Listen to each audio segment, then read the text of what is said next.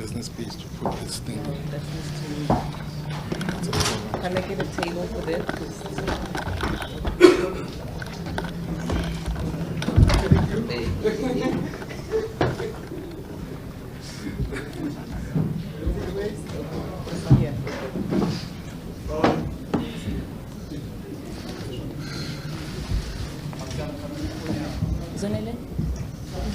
Who put everything? We may need Who put these space things here. here? Huh? Can we get a table for the Who mics? put these things here? We need Young space. sit and niboni.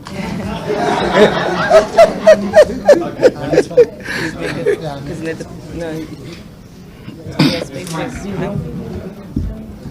Uzoshift mfana kithi. Yeah, they have to move it. Oh, for the Space, speech. yeah. Okay, no, let's shift some of these No, things. shift kancane. Kancane nje, yeah. Just Don't three of them. touching them with grace, Yeah, with care. with care. And a little bit to the back. Phakamisa le baba. This one, yeah. Lapho kahle imuve ayizela abayilibeke khona la. Ngayilo ukuthi. I don't want them to say I was targeting here. Yeah. Do you have enough space? It's fine. You're going to be comfortable? That's fine. Are we all set? Ngithela manzi baphuka. Manzi. We are my brothers. Ngithela manzi. Okay, greetings everyone. Firstly, we owe you a huge apology No. for all the delays and everything. We really don't Uyena apologize kuphela for uzenze that. njalo And kuthini. I hope Asingenzi. that the presentation that President Zuma is going to make today is going to make up for the wait. And I can assure you. What's going to happen. And then just by way of hygiene issues, I have already said that I no longer send out. We subscribe to green in the foundation, so we no longer print paper. So everyone in the WhatsApp group of the foundation, as soon as President Zuma says thank you, they will get the electronic version. If you are not in the WhatsApp group, you probably have to ask your colleagues or try and send me your details as the president will be making his address. Are we together? Okay, you just send me that, then I'll put you in the WhatsApp group, and then you can get the speech immediately with everybody else. Perhaps just to introduce the people here. Some of them don't need any introduction. On my left here is Advocate Mpati Kofa. He's one of the team members of Advocate Mpofu SC. They are in the same team, Advocate Mpofu, the people's lawyer. Needs no introduction. And then we've got Baba, His Excellency President Zuma, everybody knows, the people's president. And we've got a daughter there, also known as We See You. And on the extreme left, we've got Dumieni, Mr. Dumieni, the chairperson of the foundation. I think that's everyone. So without any further ado, we're going to ask Ubaba to address us. And Ubaba, as you know, this is his first address after the incarceration. There's been a lot of appetite for what is it that he has to say, and all of that, and his supporters were butchering me for all these postponements. So I apologize to the supporters. Let's hope that today will bury the hatchet. Okay, thank you very much. Over to you, Baba. Thank you very much, Manye. I was traveling from KZN to Johannesburg, and I took a long road, which took me a few days. So it is not his fault. I got lost. And I had to phone him to say, how to get to Joburg? So I was helped by him, who directed me. So I finally arrived this morning. You seem to be suspicious I'm not telling the truth.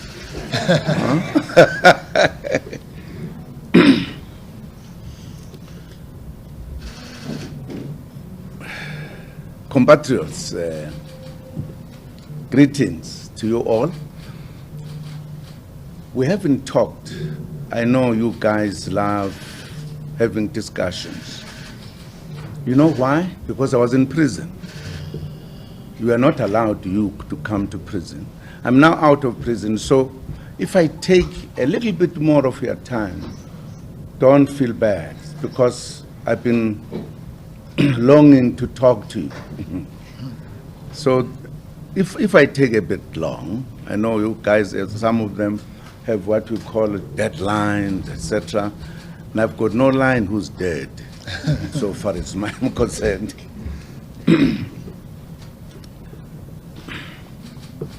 As it is now, common knowledge, on the 7th of July, 2021, I handed myself to the Escort Correctional Center to serve a term of 15 months imprisonment as ordered by the majority decision of 7 judges of the Constitutional Court, in which 2 other judges held a different view on that judgment. On the 7th October 2022, I served the last day of that sentence of 1 year, 3 months. That was 3 months in prison, doing my sentence. However, the remaining concern that makes me feel uncertain is about whether I am really free, given that there is still a pending court decision in a case brought by white right-wing organizations that I should be sent back to prison. Therefore, while I am relieved about the ending of my prison sentence, I still remain exposed to the injustice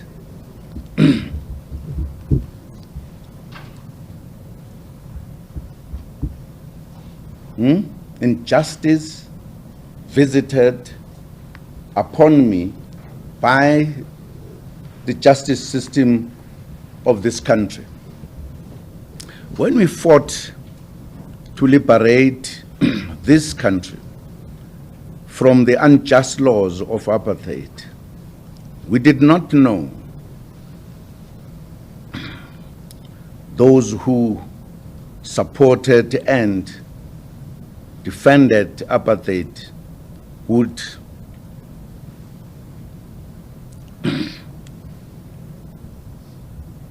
infiltrate the justice system to continue the agenda of their colonial ancestors against the leaders of the people. People have, in recent years, been blinded by the fact that we now have democracy and democratically elected black governments, from seeing that our elected governments are still expected to serve the commercial interests of colonial powers ahead of those of the people who elect them.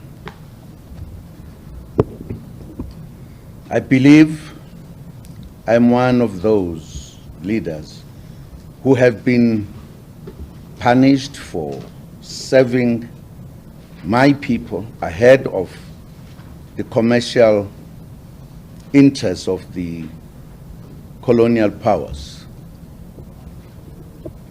As a freedom fighter, I am determined to live my remaining years of life without any fear of oppression from the very institutions that I dedicated my life to establish, so that everyone living in our country has a guaranteed freedom.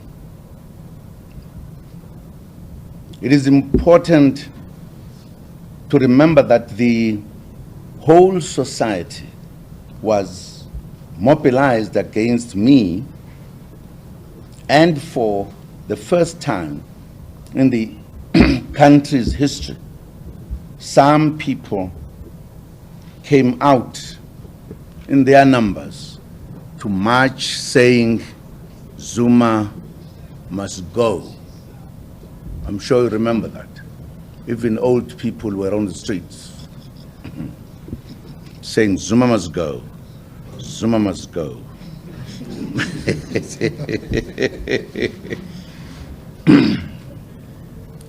Books were written, misleading documentaries were made, and comrades were turned into enemies under the illusion of some new idea called state capture. Very funny something.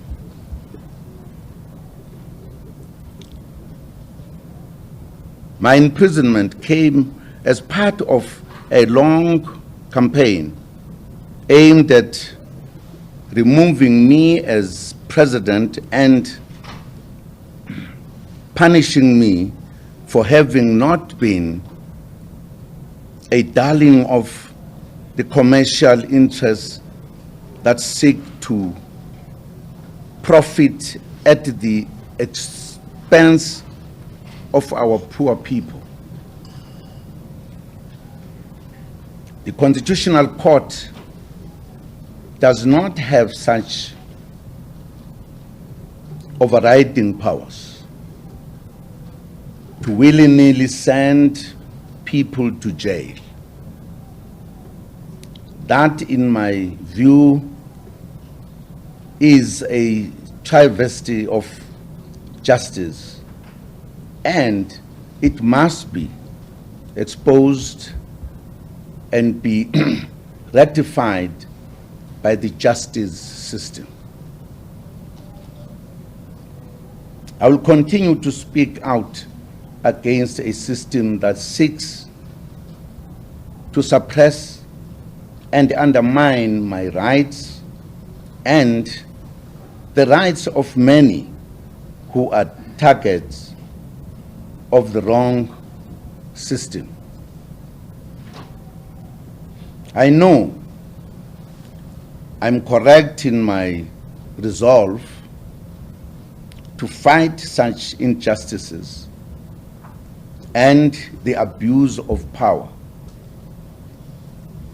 If I should be imprisoned for these beliefs, so be it.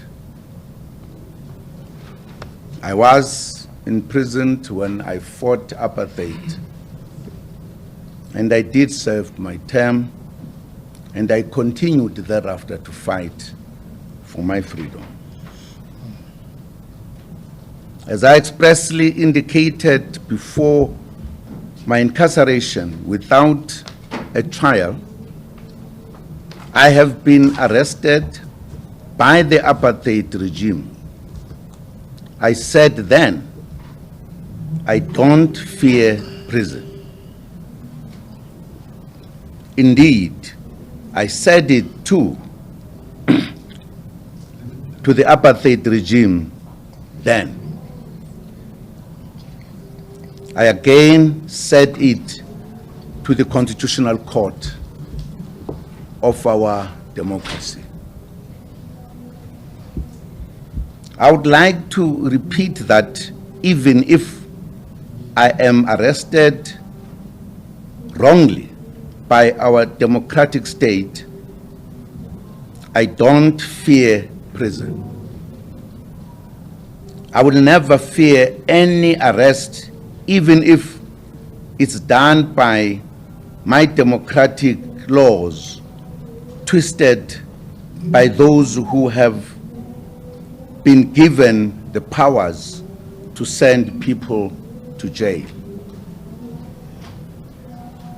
But I must say that it remains a shock that a democratic state arrests and imprison its own citizen without a trial. This is something to be frowned upon by all of us, peace-loving citizens, and mainly the patriots. But of course, being myself, this action made me to remember the old apartheid days where people were arrested and kept in prison without a trial. But apartheid had to cover this because they knew it was illegal and wrong. They had to cover it by coding it as detention without trial. That's how they called it. They called it a 90 days detention. So they had to find something to make it look like it is legal. Unlike today, you are just sent without trial, without even the charge or whatever, is it the charge number or whatever. I was again one of those who served a 90 days detention in Pretoria without a trial in 1963. The irony is that during my 90-day detention, I was arrested for fighting for my rights. In the democratic South Africa, I was imprisoned without a trial for defending my rights, which is enshrined in the Constitution. What a coincidence.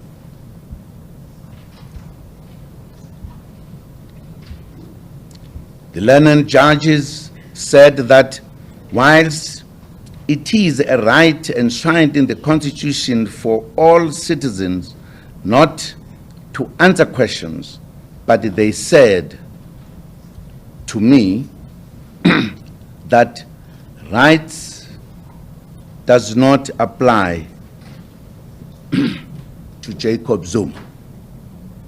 So whilst all citizens enjoy this right, Jacob Zuma does not apply.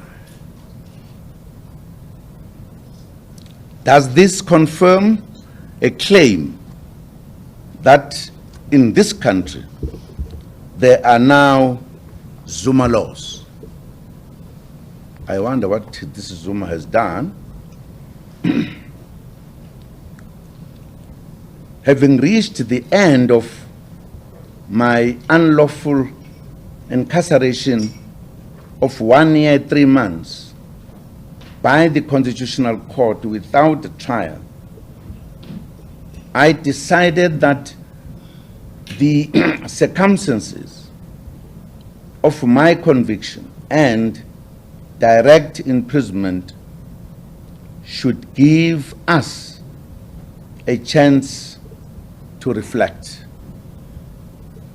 I therefore reflected on how our constitutional institutions established to protect us from the abuse of state power can willy-nilly, can and will become themselves institutions that will and can be used to victimize us for daring to challenge the abuse of state power in our system of government. My imprisonment started with Chief Justice Zondo setting out an unprecedented legal process against me, in terms of which I became his target of abuse. From the start of the State Capture Commission, it became clear to me that Chief Justice Zondo, as chair of the commission, was not interested in establishing the truth, but was himself involved in building up the narrative of the state capture. In other words, Chief Justice Zondo was not a neutral judge leading a fact-finding commission, but was running a process of writing a report that would establish the guilt of all those who had been accused of state capture because of their known association with me. In my view, Chief Justice Zondo failed the test of his oath of office, and that he is now sitting at the helm of Judicial should be a matter of great concern, not just to me, but to all other freedom-loving compatriots. The State Capture Commission was never about uncovering the truth about the commercial interests that have been influencing government policies and decisions ever since the establishment of our democracy in 1994. It had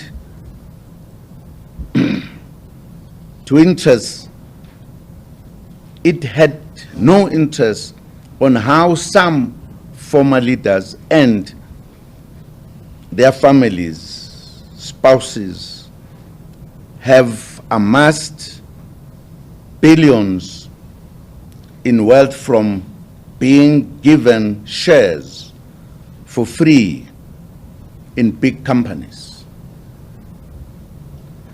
It was not interested in understanding why and how so many leaders of the liberation movement became super wealthy overnight through the few wealthy families who control the economy of this country. Instead, the Commission was only interested in pursuing targeted individuals that had been pronounced guilty of state capture by the media. Certain leaders were declared saints in the media, and the State Capture Commission was not interested in anything that implicated them. Another of the agendas of the Commission, which has emerged from the final report, was to take away the ANC's ability to implement party policies in government by suggesting that our system of cadre development was unconstitutional. I find this strange that such would be said, because every party that wins any elections appoints its own members to key leadership positions in the state. The cabinet appointed by the president is normally from members of his own party. That is cadre development. It happens everywhere in the world. Any party that wins elections does not go to the opposition and take those guys who would not follow the policy of the party. But here, it is a big deal. It is clear to me that the so-called Zondo Commission was established as a platform to eliminate the progressive and transformative elements of our country by constitutional means. Instead, we see more and more of how our Constitution is being manipulated to advance colonial interests at the expense of the ambitions of the democracy and the need for an equal society. I indicated to Chief Justice Zondo that the commission, which had been unlawfully established, was itself being used by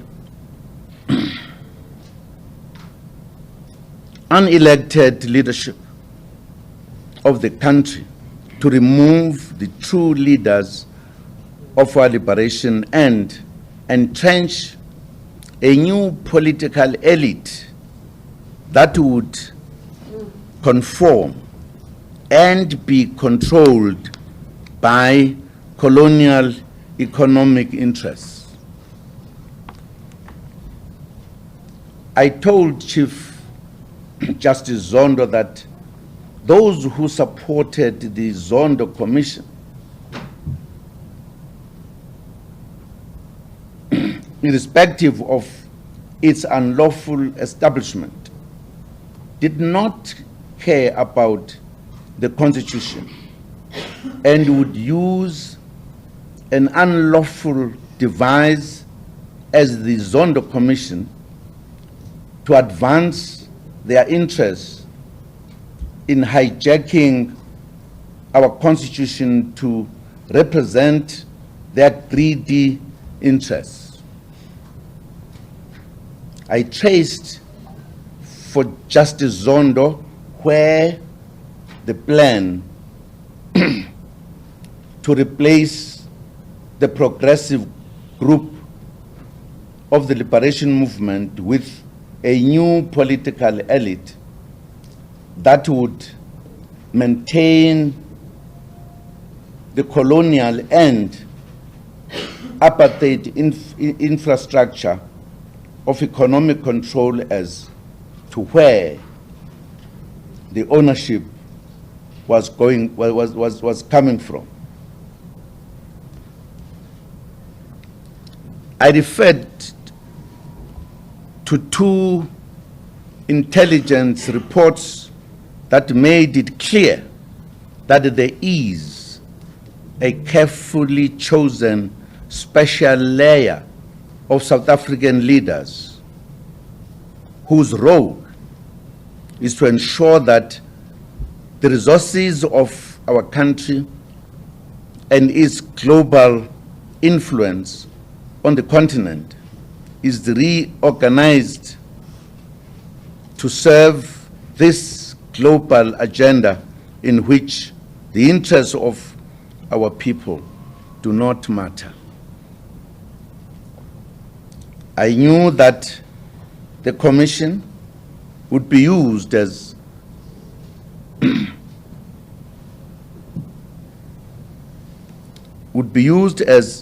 a division to channel the people's zeal for progressive change to mere condemnation of people like me and many others.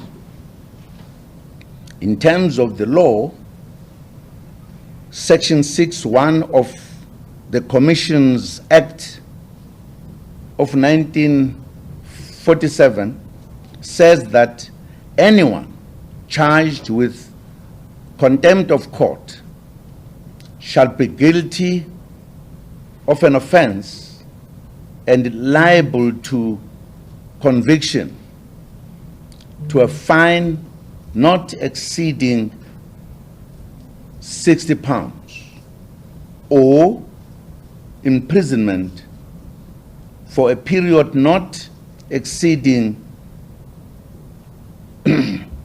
6 months, or both such fine and imprisonment. In terms of this law, the Constitutional Court failed to adhere to what the law of the country dictates.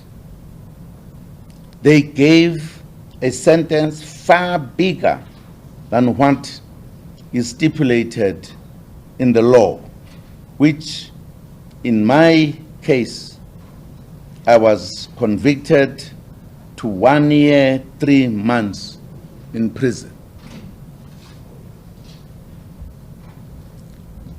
This conviction is unlawful, and therefore I contend that this does need some clarity with regards to some judges who err in their judgment.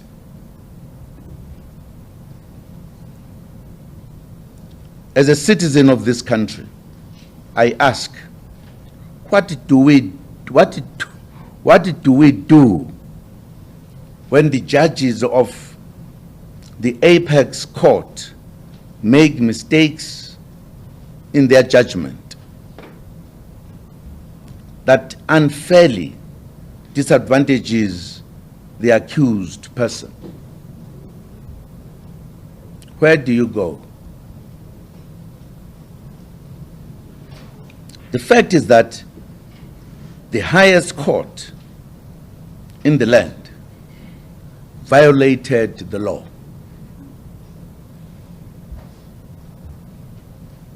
What is the remedy to this? This is a serious matter that must not be left unattended to. We need to ensure that judges are not reduced to politicians.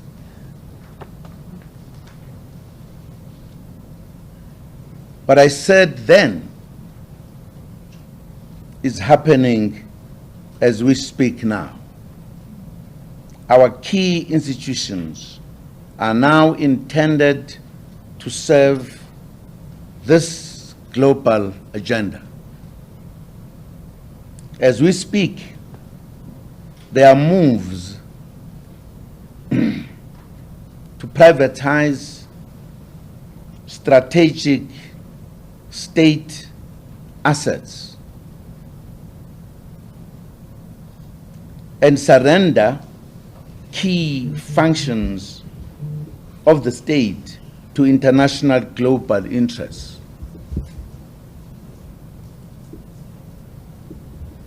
As a developmental state, we had the key objective of bringing electricity to every village and every home through ESCOM. ESCOM is now being surrendered to international commercial interests for them to profit from our people's need for electricity. In other words, those who are in charge of the country are taking the property of the country, doing business for themselves, perhaps with their friends, wherever they are. Irresponsible acting, if we are given by the votes of the majority to look after their interests in their country, and without consulting with them, you decide to sell and borrow.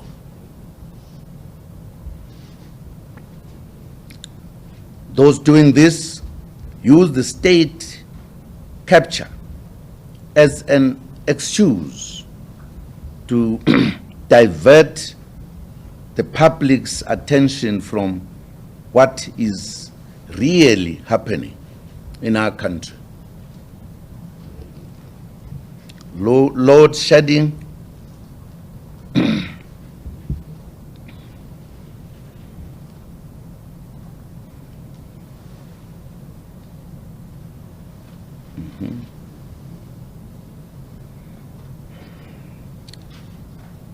In 2015, my government ended load shedding until I left office at the start of 2018. This load shedding was stopped for 3 years in the time of professionals such as Mr. Brian Molifa and Michelle Koko. I'm sure some of you remember I had made a statement there will never be load shedding in this country. At that time, we had stopped it and we said it will never be there. Load shedding started immediately after certain agreements were concluded with independent power producers and has never stopped since then. Why does the correct leadership fail to get a handle of the issues of ESCOM? Why? It is public knowledge that a few of these power producers had invested millions into the campaign of one of the candidates at the 2017 Nasrec conference. During my tenure as president, we had intended to harness nuclear power to develop the energy mix. Civil society organizations were mobilized by those wanting to sell electricity to the public, which is generated by the free sun of Africa. We now live in a country where it is normal to have the power switched off 2 or 3 times a day.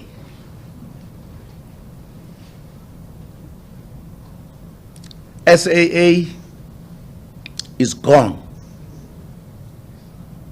ESCOM is in the shambles, and we accept this incompetency as a country.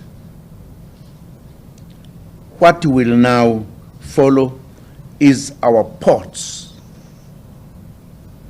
rail, and water.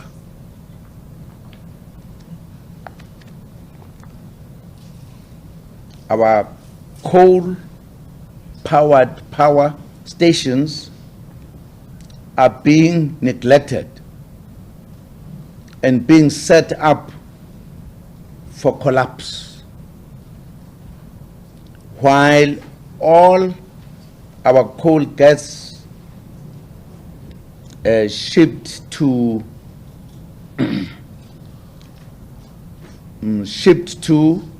the very same countries who are giving us loans to close our power, stations, while they use our coal to generate electricity for themselves. I wish to state it clear, as I did in the past, that my later refusal to appear before the Zondo Commission was not about avoiding having to account for things that happened during my presidency.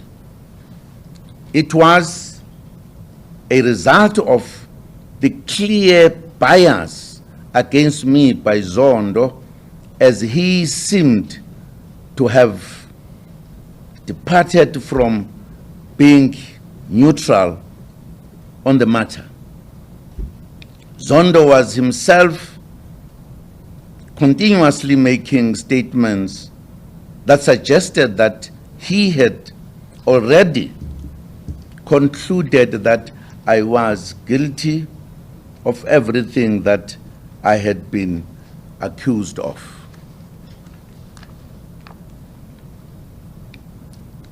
In that climate,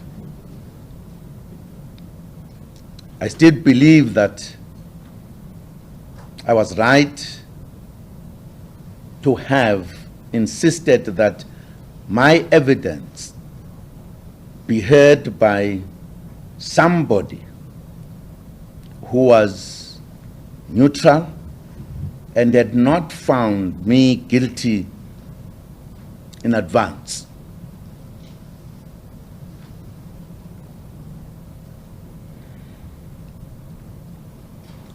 When I asked Chief Justice Zondo to recuse himself, he used his powers as a judge to be a judge and a witness in a matter affecting him. He made his own statement as evidence and then ruled that he was right and I was wrong.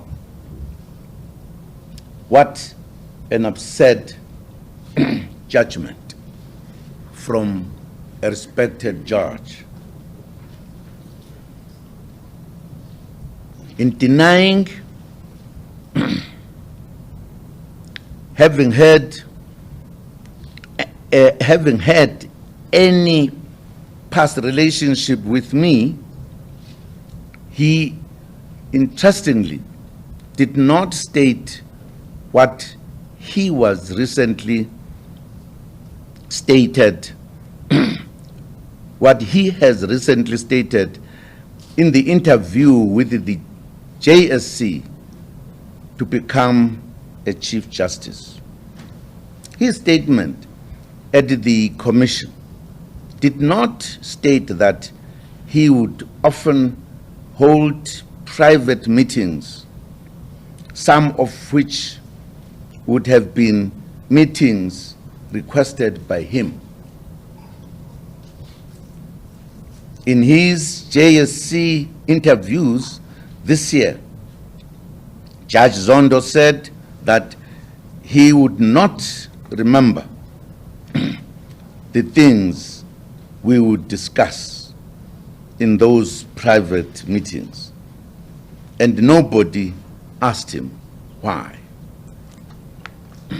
He didn't say, I had never had a relationship with him. He just couldn't remember what we discussed. Maybe he did not remember because some of those things are things that he chooses to forget and does not want to be reminded about what we actually spoke about. Perhaps it becomes difficult once you reach the highest judicial office in the land. It becomes difficult to remember meetings, perhaps selectively. One of the reasons why my sentence was 1 year, 3 months, was because I dared to challenge our judges. I've said it in the past, and I will say it again now.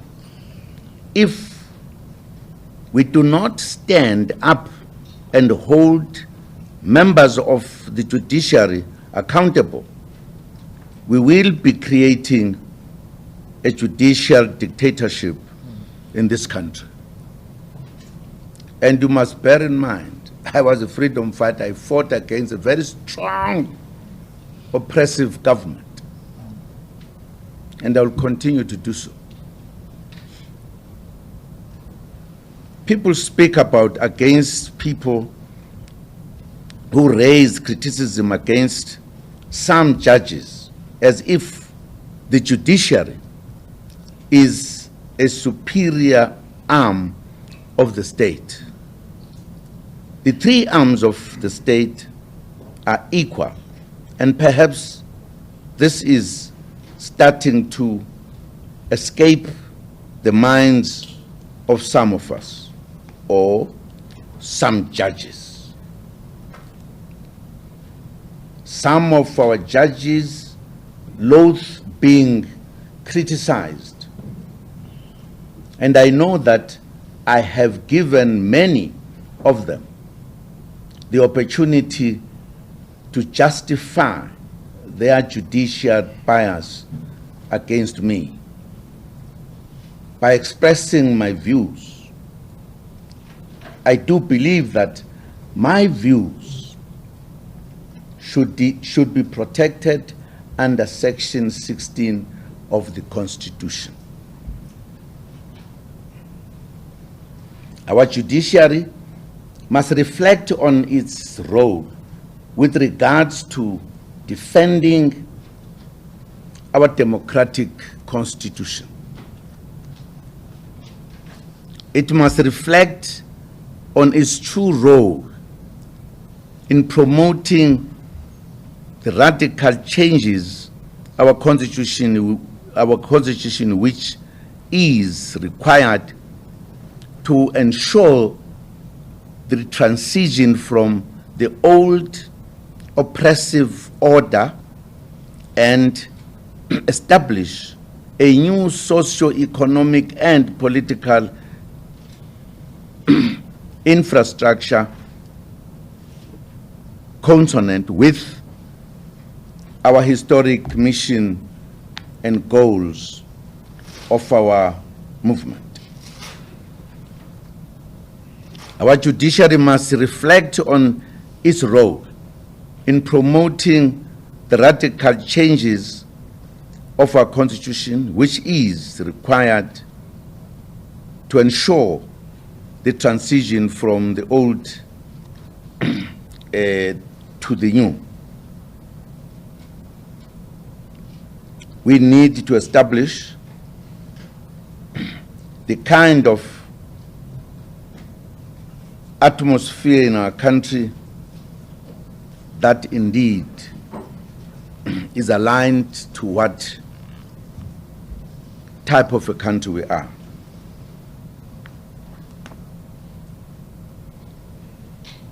After my evidence at the Zondo Commission, if he was acting without any agenda, he would have sought to establish at least two things. First, given that I had disclosed to him my knowledge and access to the two reports of foreign intelligence agencies on how a new political elite would control the future of South Africa and the direction of our constitutional development. He would have taken serious note of my presentation.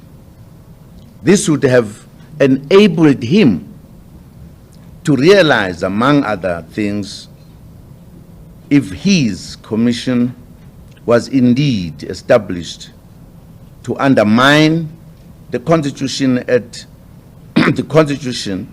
as I contended it was.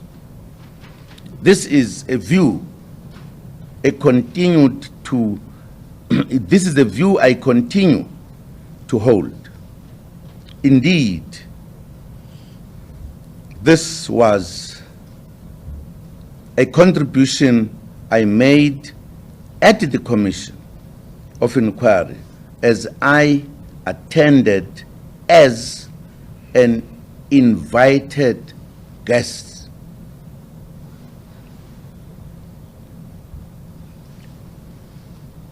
The second issue, which I believed was easier for a judge at his level to verify, is the issue of the allegation that the Commission of Inquiry had been established unconstitutionally.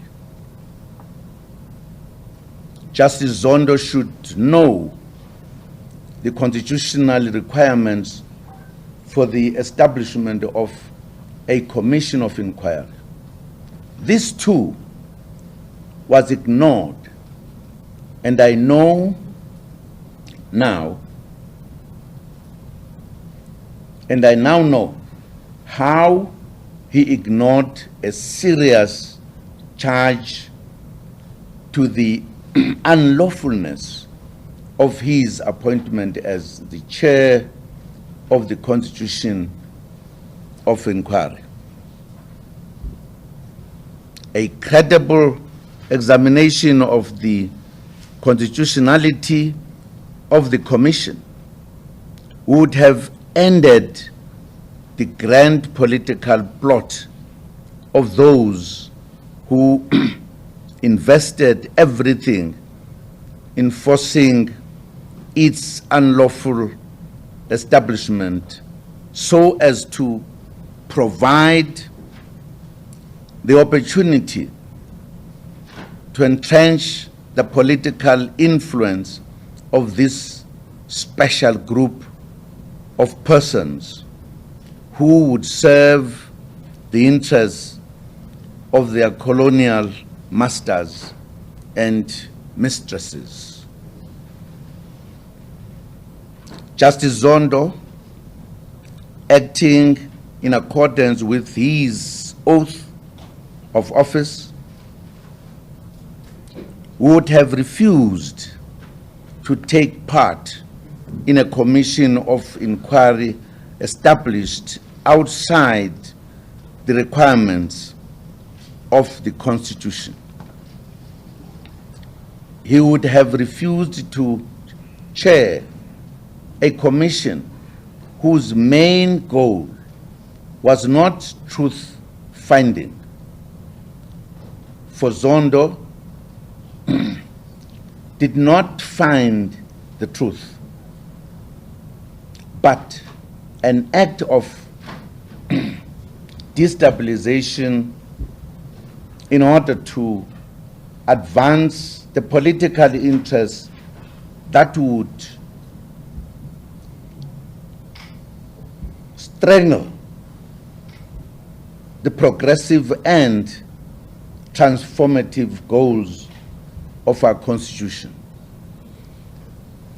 Rather than employ the clear law governing constitutions of inquiry, Chief Justice Zondo solely decided to subvert it by using or abusing the power of the Constitutional Court to have me convicted and sentenced to prison for 1 year, 3 months without trial.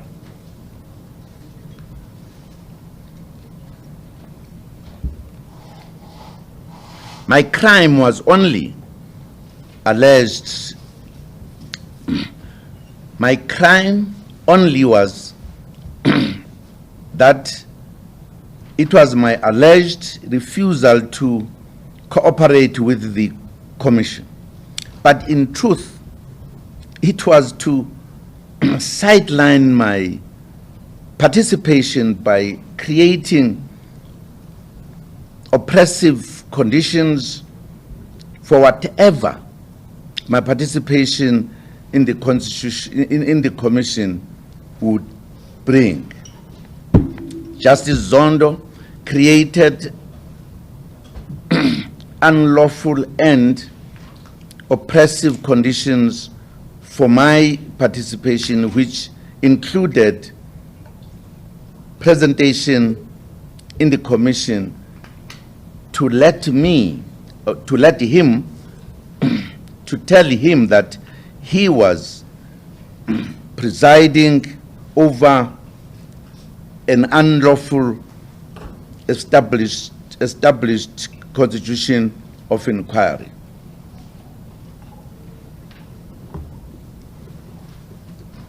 Its purpose,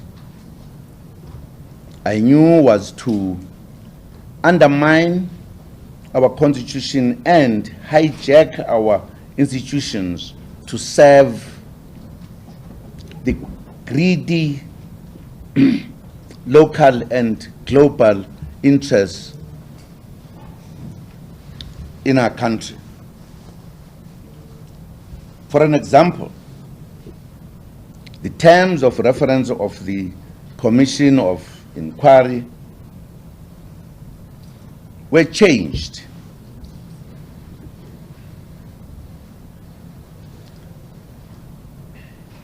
Altered and narrowed down to focus on the targeted individuals they wanted obliterated and victimized. It's all out there for everyone to see. what is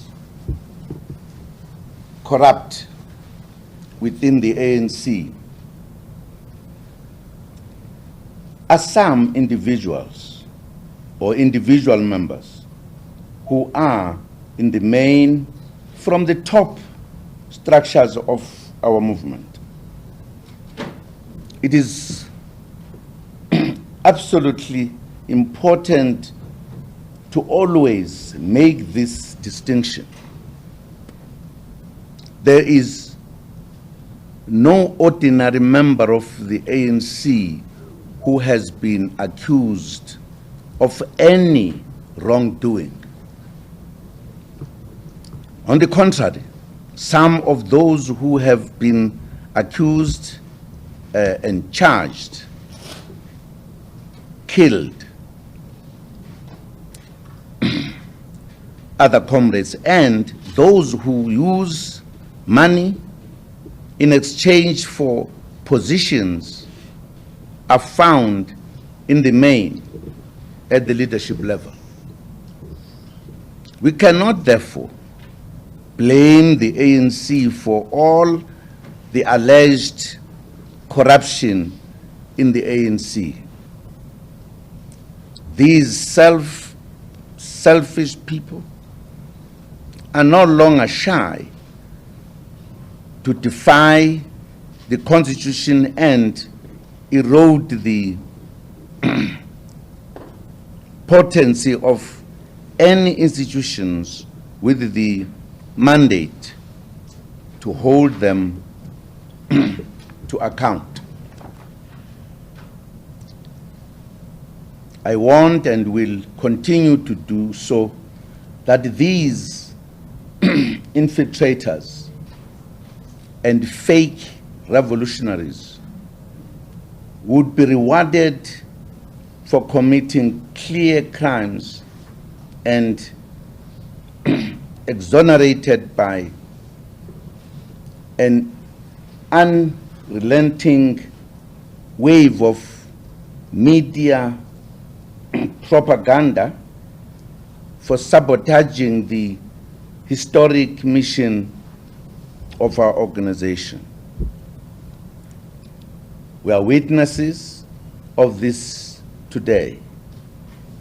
We have seen the 30 pieces of silver with our own eyes.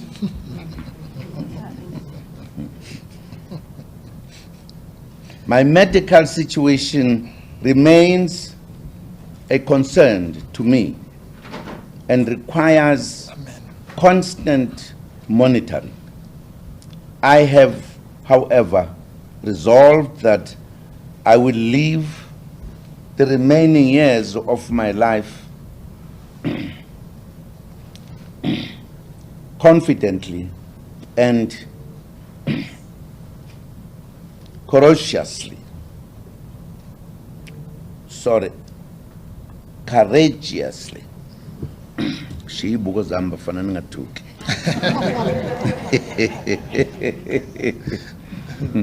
Our country is not completely free, and we are not full into the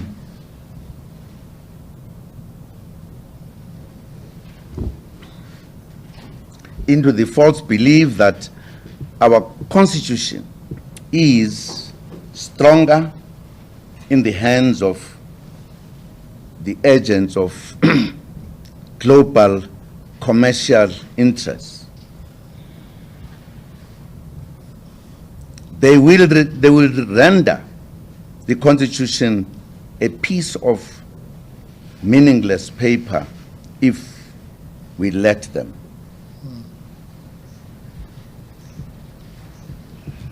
There is no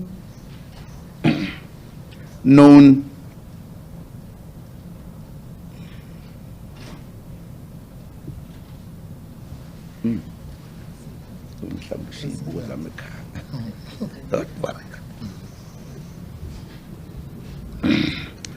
there is no known precedence of the apartheid courts having endorsed the illegal establishment of a commission of inquiry. But in this democracy, we have allowed the erosion of our hard-won gains. So we need to be ready to make the sacrifices necessary to ensure that we leave a legacy of a legal system that protects the progressive gains of our liberation. I wish to pay special tribute and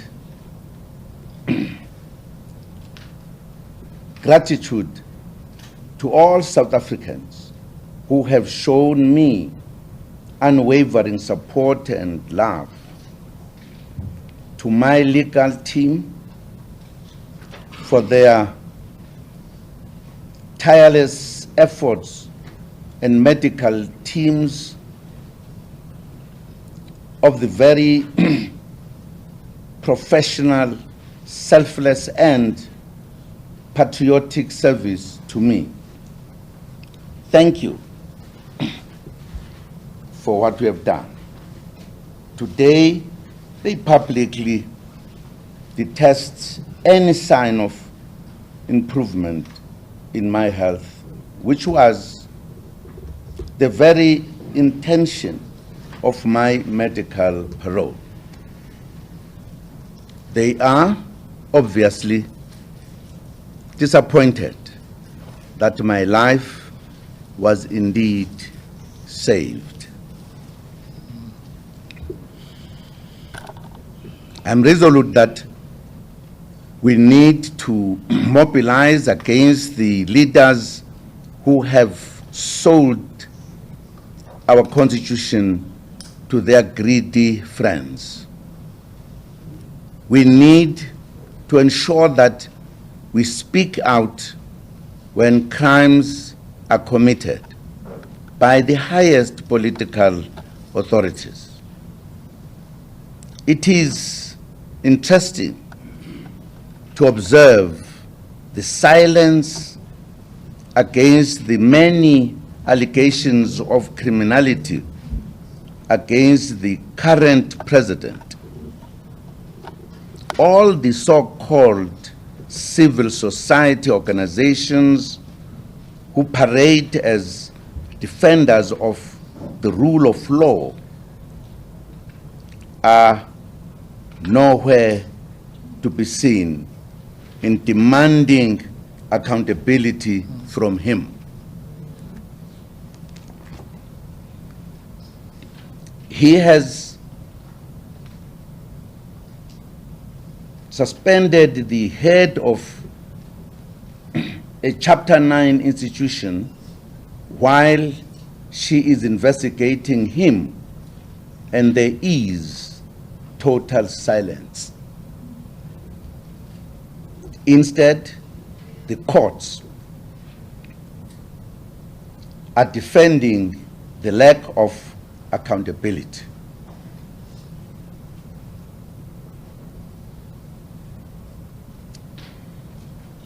There is complete silence by the media.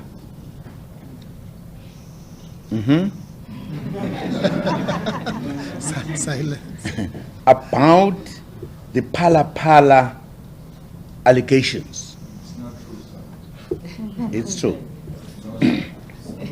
This was not the case when allegations were made about the security upgrades at my home in Kandla.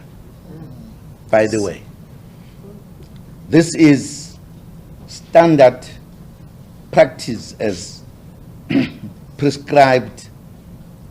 In other words, the fact that there were these upgrades is a standard practice as prescribed in the government handbook for all sitting and former presidents that places where they stay will be taken care of by government. I often wonder what the situation would have been if I was the one accused of having millions of dollars hidden under my mattress. I wonder what would have happened if that was an allegation out of my Nkandla house. Let us not beat about the bush about the neglect of constitutional duty that comes with abusing the office of the president to conduct private business.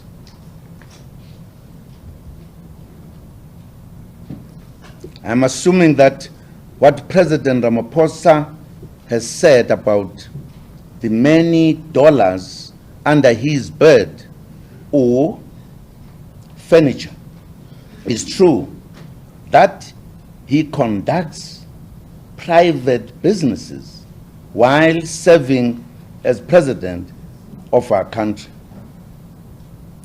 That on its own is unconstitutional, and those who applaud him for doing so commit the most disgusting transgression, not a transaction, transgression. I'm pardon the wrong. Conducted private business while holding the high office of president is nothing but corruption, which is inconsistent with the nature of that office and the Constitution itself.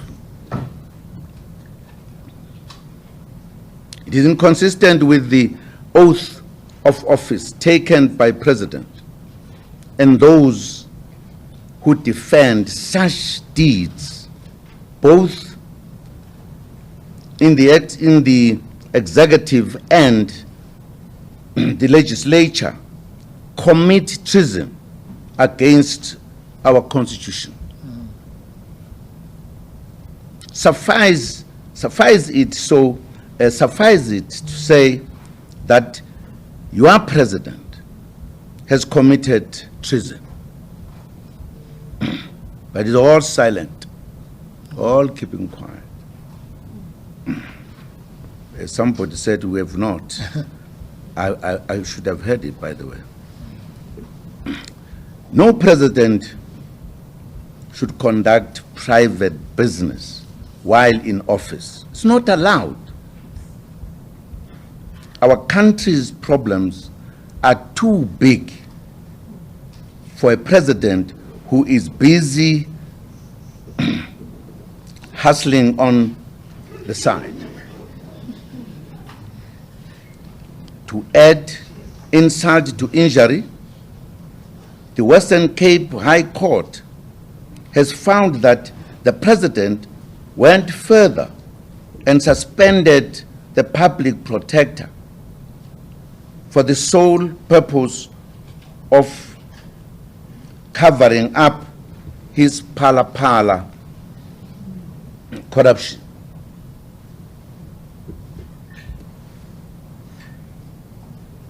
The president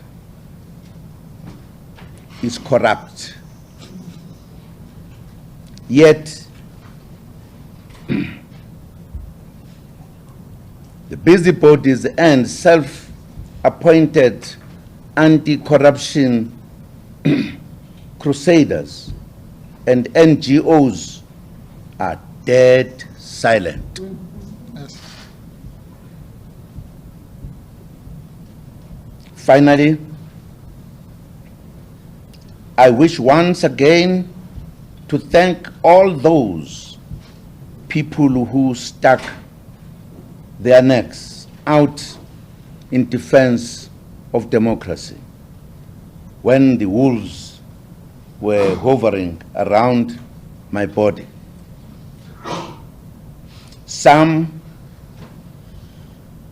compatriots were arrested outside the escort prison for giving me support.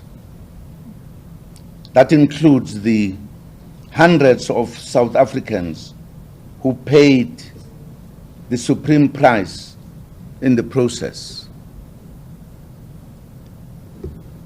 The media has sought to drive a wedge between us by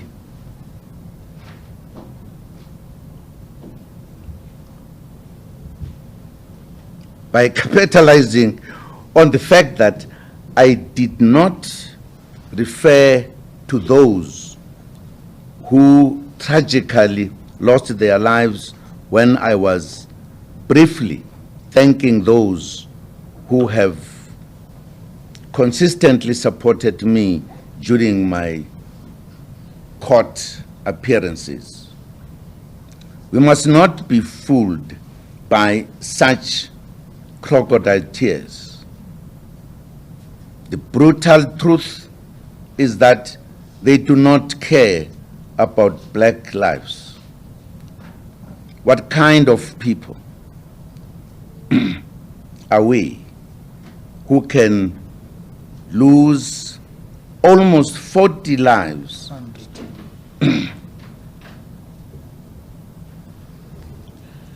over one judicial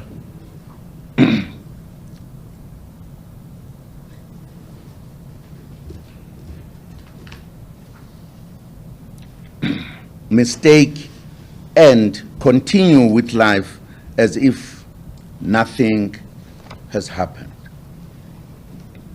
What have we become as a nation? Would the same silence be the case if only 44 non-black people had lost their lives in vain? It is most unfortunate that the media has sought to drive a wedge between us. I've done that now. Yes. I think I'm trying to emphasize more. Yes. Indeed. Put the stamp. Yeah, indeed, we must make up to the reality that black life is cheap in South Africa. My family and I pass our deepest condolences to those who lost their lives during that unnecessary and avoidable tragedy of that fatal day in July 2021. It should never have happened. It must never happen again. Violence and oppression only beget violent resistance, as history has taught us time and again. We need to collect the names of all those compatriots who lost their lives and properly commemorate their spirits.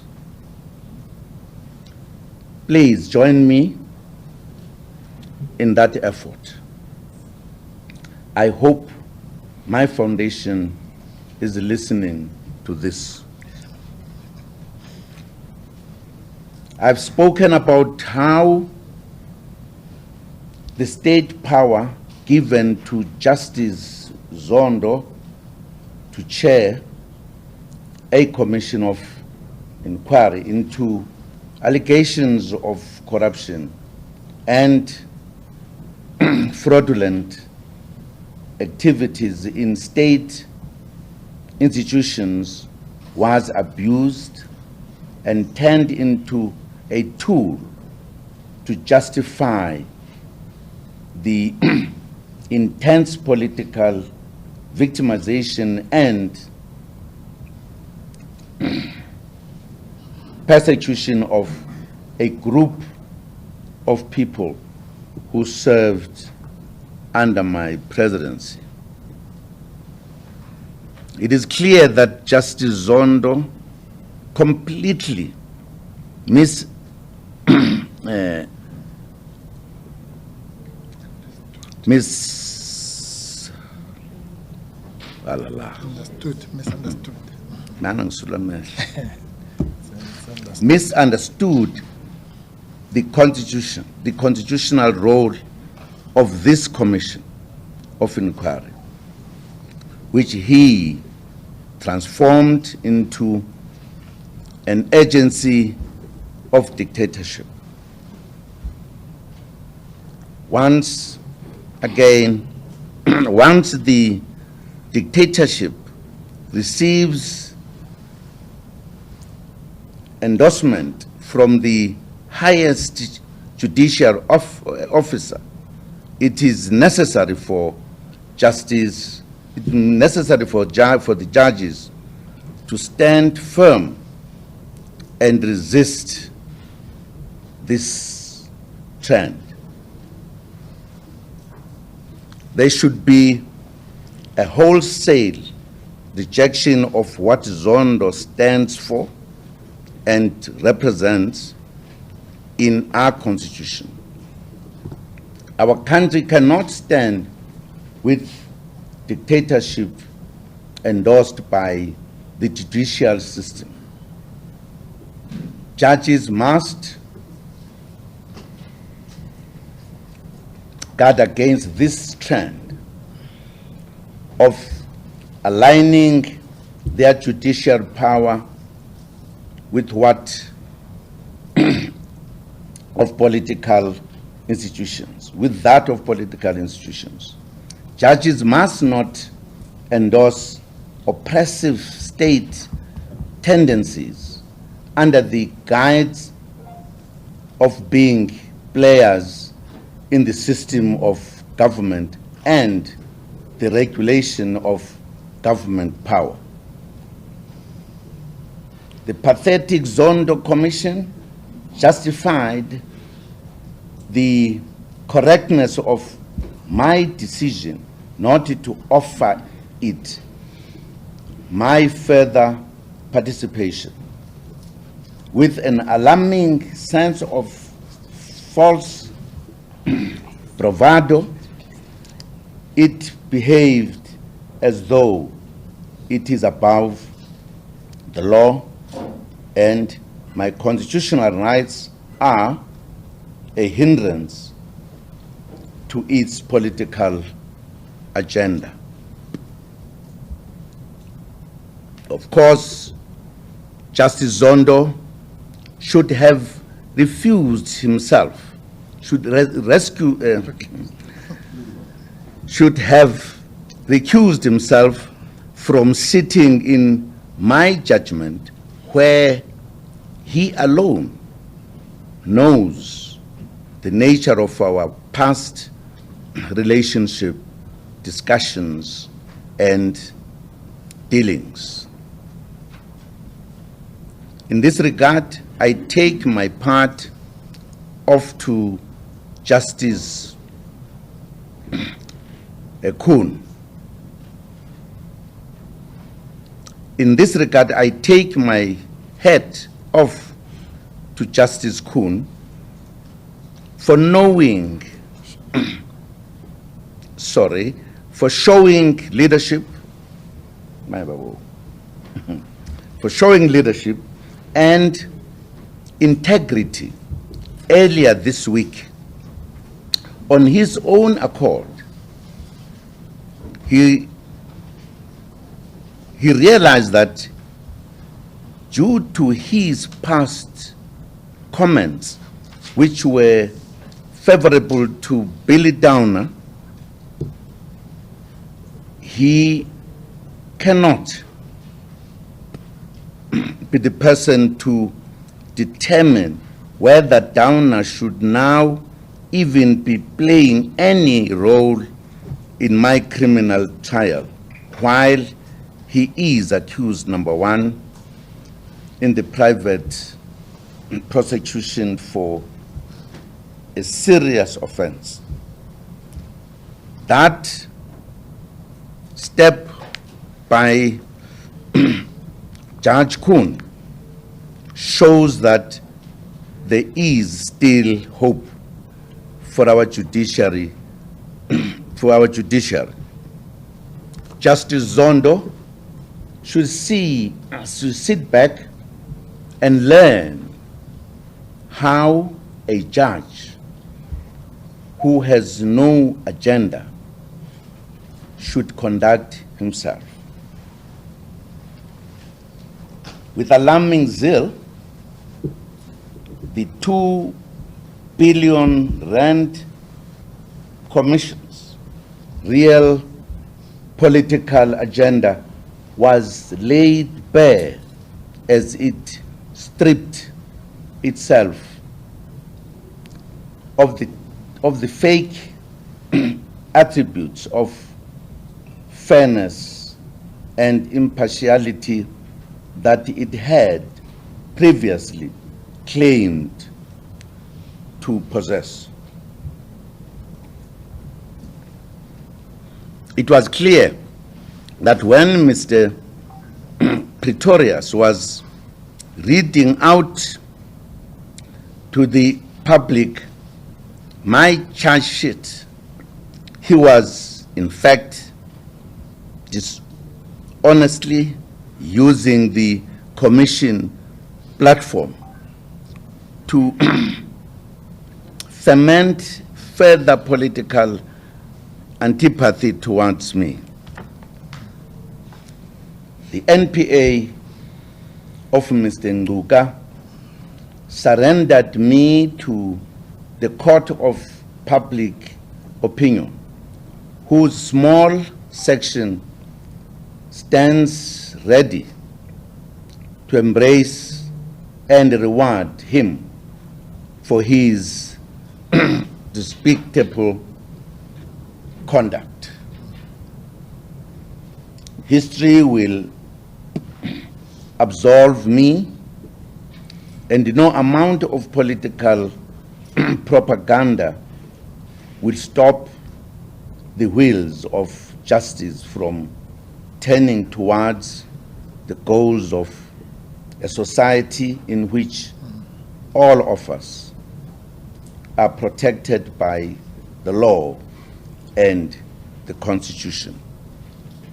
I stand ready to lawfully engage in battle of the soul of our constitutional democracy against the Commission. They will not choose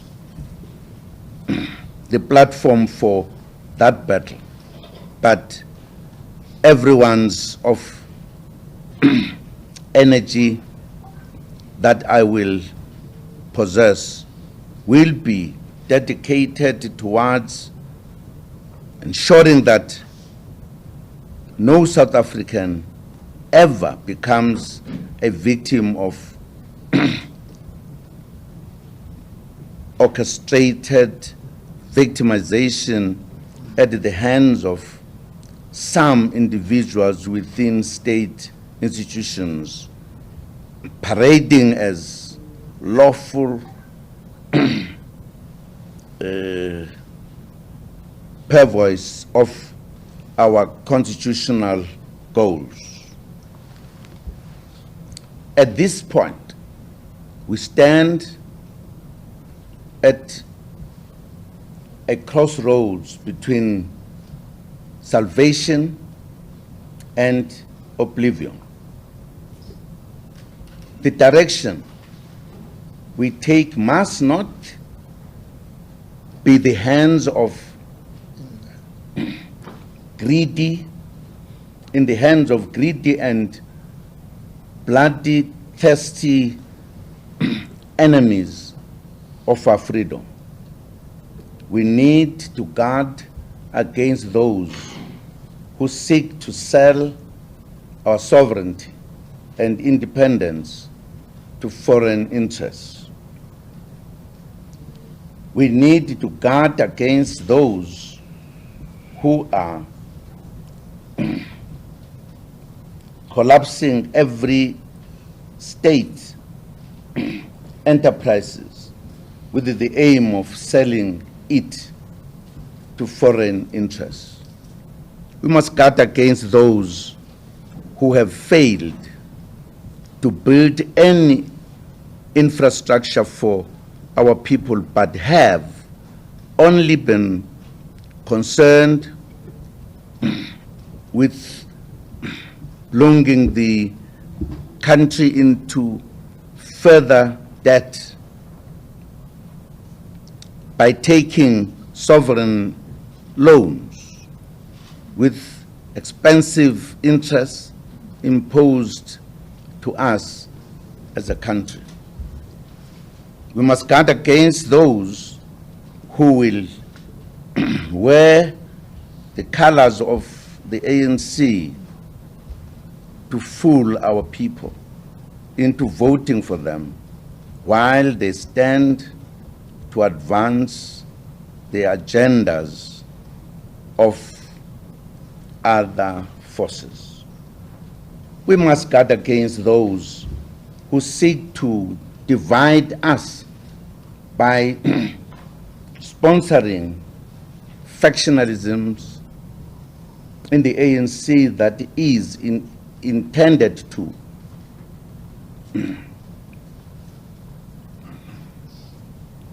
permanently fracture the ANC. The choices we as citizens make in the next 2 years will determine our destiny. In tackling that task, we need to spare no effort in building the unity of the oppressed, poor, black masses, especially Africans.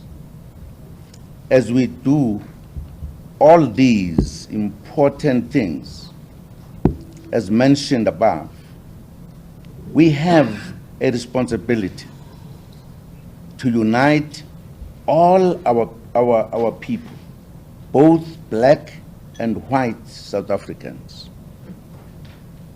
This responsibility is ultimately our final goal to make South Africa a real, united rainbow nation.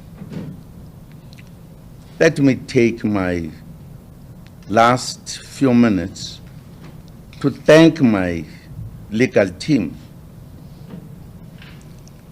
Let me take this time to thank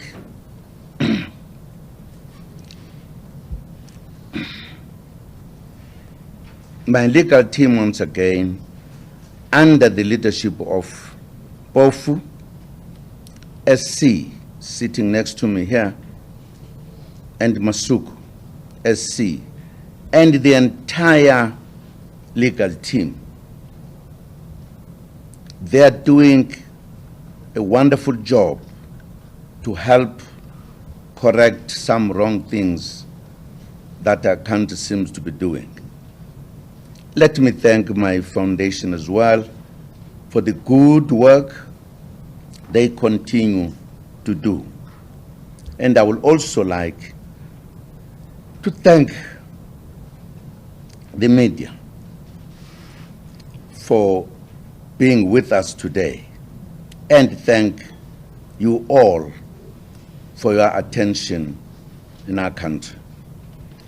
I speak like this because I've gone through, in the last short period, very difficult time. And I thought it was important for me to speak after a long time and say things that many of you are afraid to say. I thank you.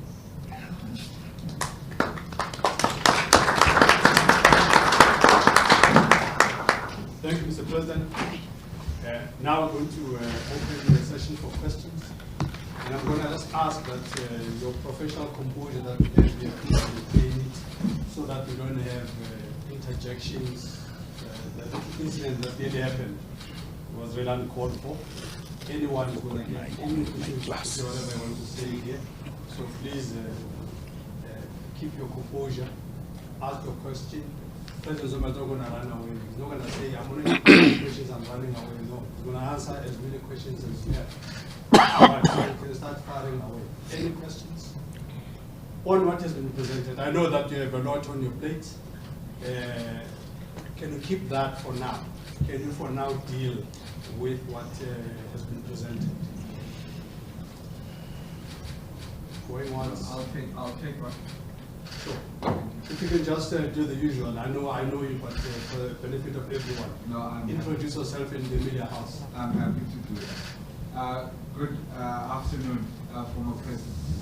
My name is Lukhani Karadasa. I am the politics editor for News from Africa.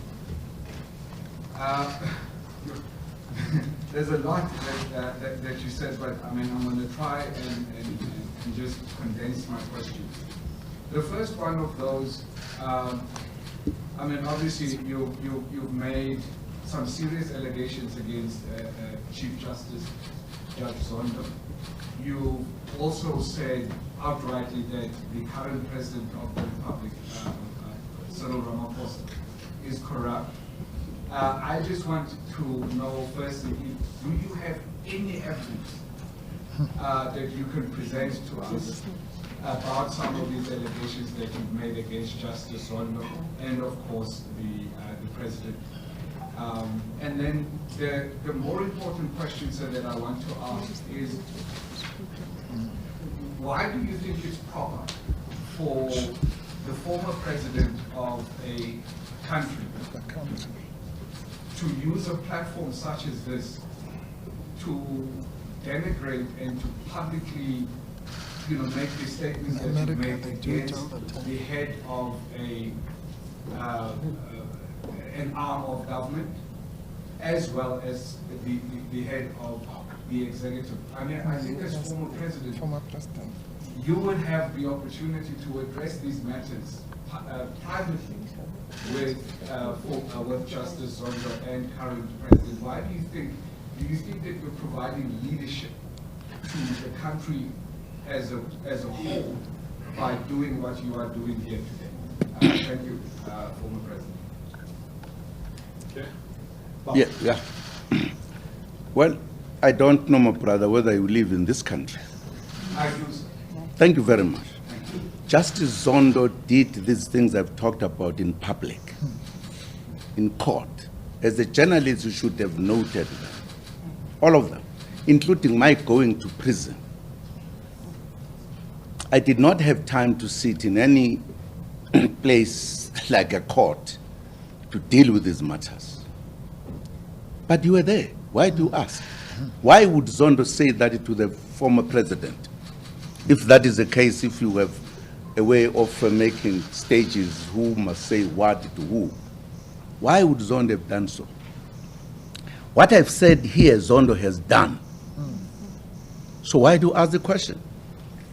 Because I have addressed Zondo on through my lawyers and every other thing. There's nothing I'm saying here which is a secret. Zondo did that in public in South Africa to what you could call a former president. Is there a recognition how you deal with this one and that one? I don't know.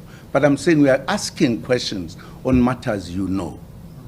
Equally, the fact that President Emani was found in his home, it's not coming from me. He has done a lot of things, including to the ANC. And when that happened, by the way, I was a prisoner. Maybe I would have commented immediately. At one point when he said ANC was #1 corrupt organization in this country, I wrote a letter, public letter to him. It's not no crime I've committed here. I'm stating where the country is, what the president is doing. Anyone above the amount of dollars in your house, you are found, you are arrested. When president dismisses the public protector, you know it. It's not, I'm not manifesting anything. All I'm saying is not going very well. He did that in public, and I'm saying what I'm saying about him in public. What's the problem? Okay. Internalize that, we'll come back to you. No, I appreciate that. Thank you. All right. Thank you very much. My name is Molo Mungloto from ENCA. I have just a few questions for you. I'll very short. When you talk of... Sorry, just, I'll give it time, us all three, just do one at a time so that we don't obfuscate. Okay.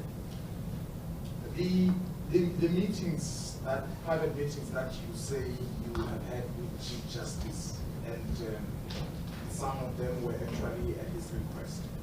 Can you elaborate on some of the discussions that you have had with him that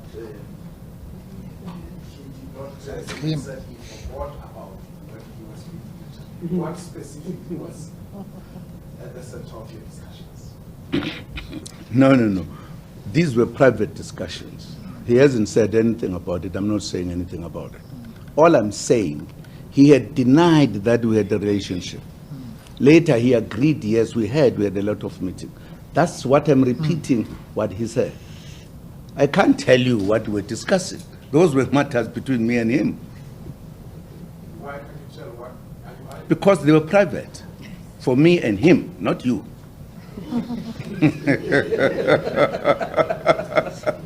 Next. Are you covered? Absolutely. I'm not. I still No, carry on. Oh, okay, all right. I just want you to do one question at a time. Oh, sure. Second question, former President.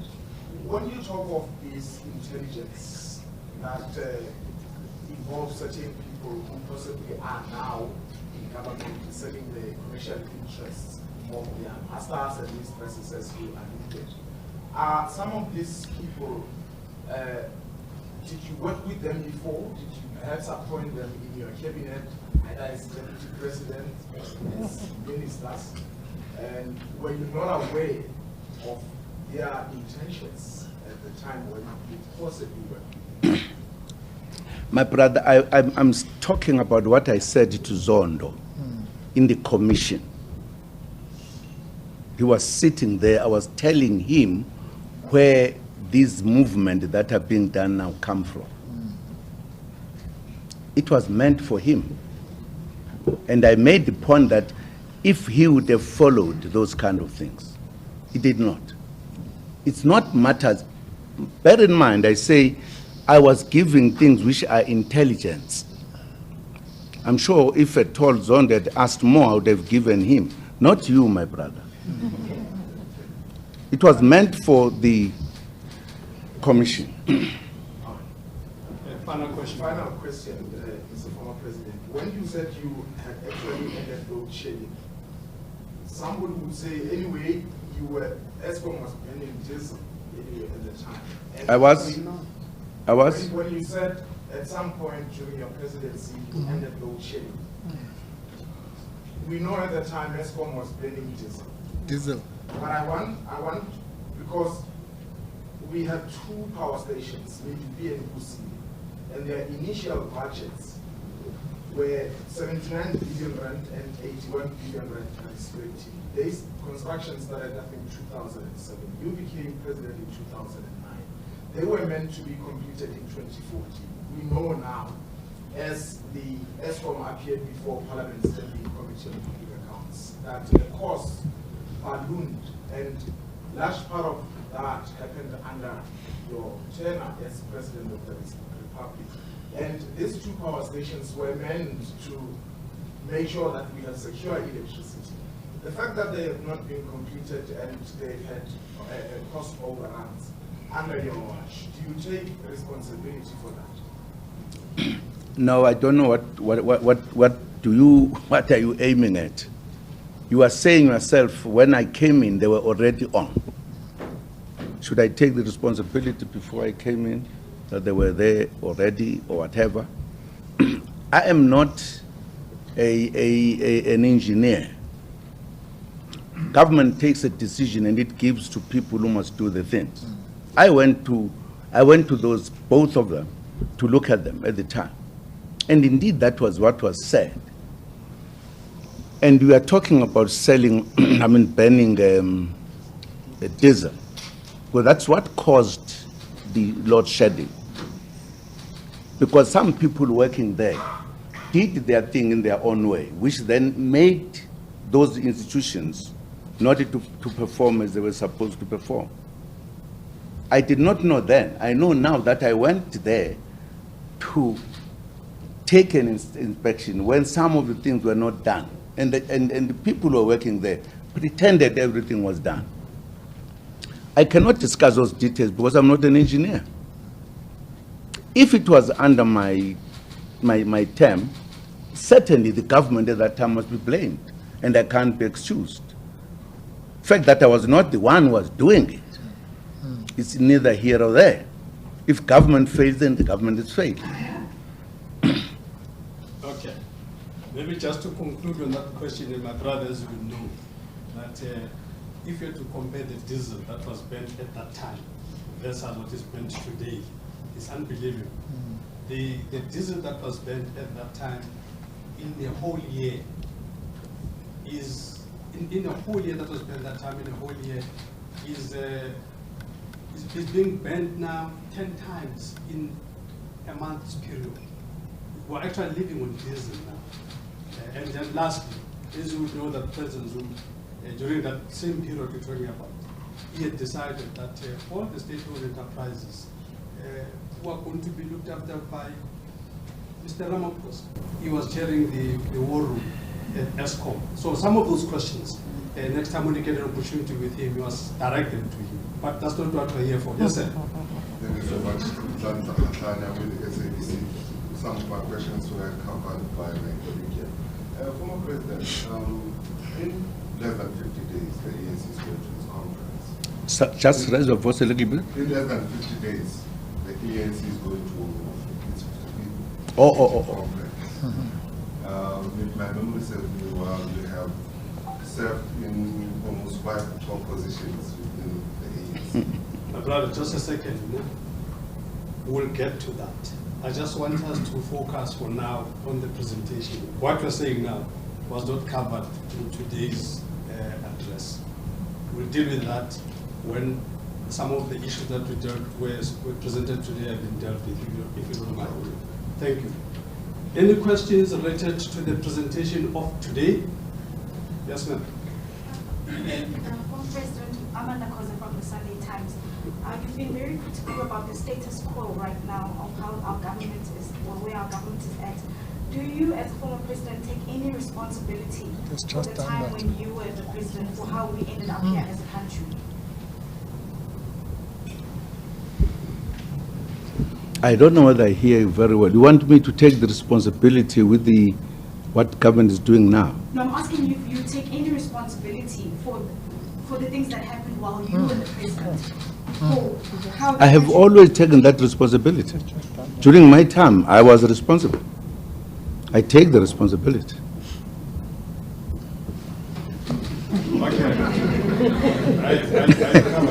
Yeah, She is covered. She is covered. She is. but to answer the question. Okay. Maybe I was playing the question properly. What is not going to happen, what President Zuma is saying, is that what is not going to happen is that the current load shedding that we have today, he don't want to take responsibility for that because during his time, he had ended it. So the fact that we've got load shedding here today is not his problem.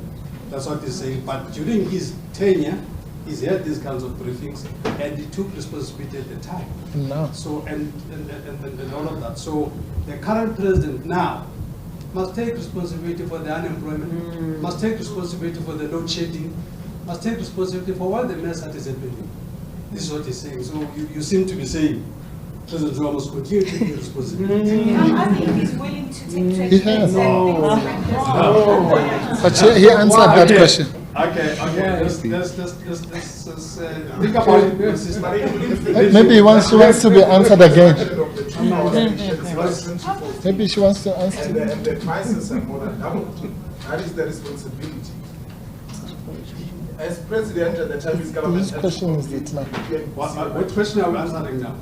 No, I'm saying the responsibility when. You know what you were saying.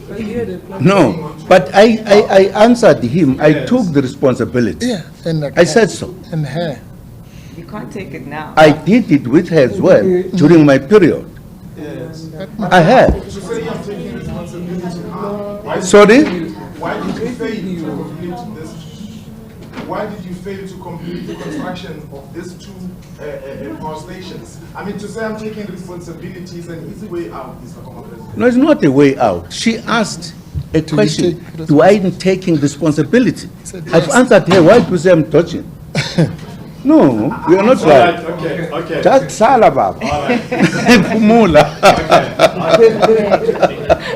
Think of this session as conversation with President Zuma. So we'll have the conversation.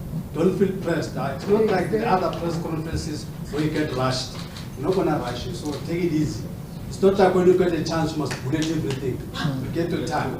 Sorry. Okay. Mr. Zuma, I'm Oscar Duma from Eyewitness News. The first question that I have is, why do you think the Chief Justice Raymond Zondo chooses to conveniently forget the discussions that you have had with him? And why should the public believe that the fact that you and him had private discussions should have been ground enough for him not to ascend to the position, yet you are not willing to divulge information as to why Recusal. that should be the basis of why he should not be Chief Justice? No, my brother. Chief Justice is my friend and relative. But he said it's not your friend. No, please, don't answer me when I'm answering you. Oh,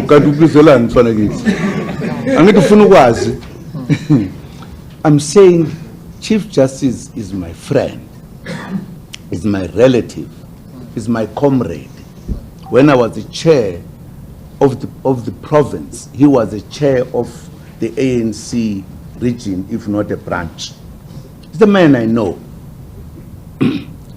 I'm saying to him at court, at the commission, I would want him to recuse himself so that I can talk to somebody. Not him, because he is going to be tainted in one form or the other, because he's my friend.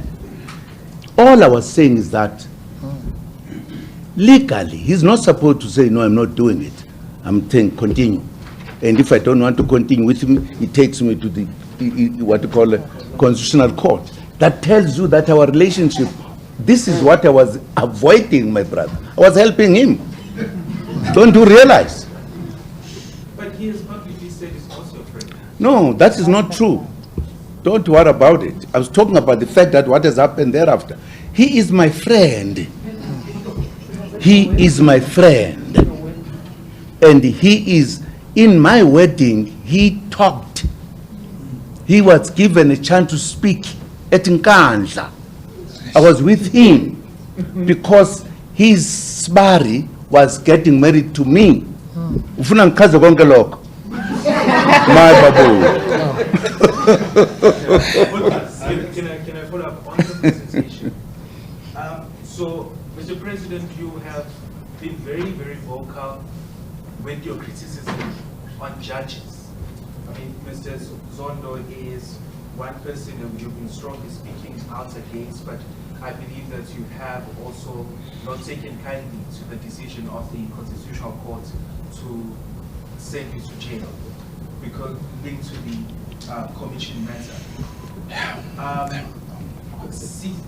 Judge C.C. Contempt, when she delivered the judgment, she said, never before has the judicial process been so threatened.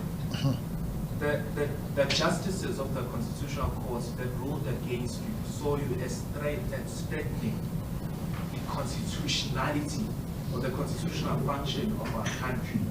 And you have continued speaking out against them. They say that is threatening to the Constitution. So what is your response to judges who see you as strengthening?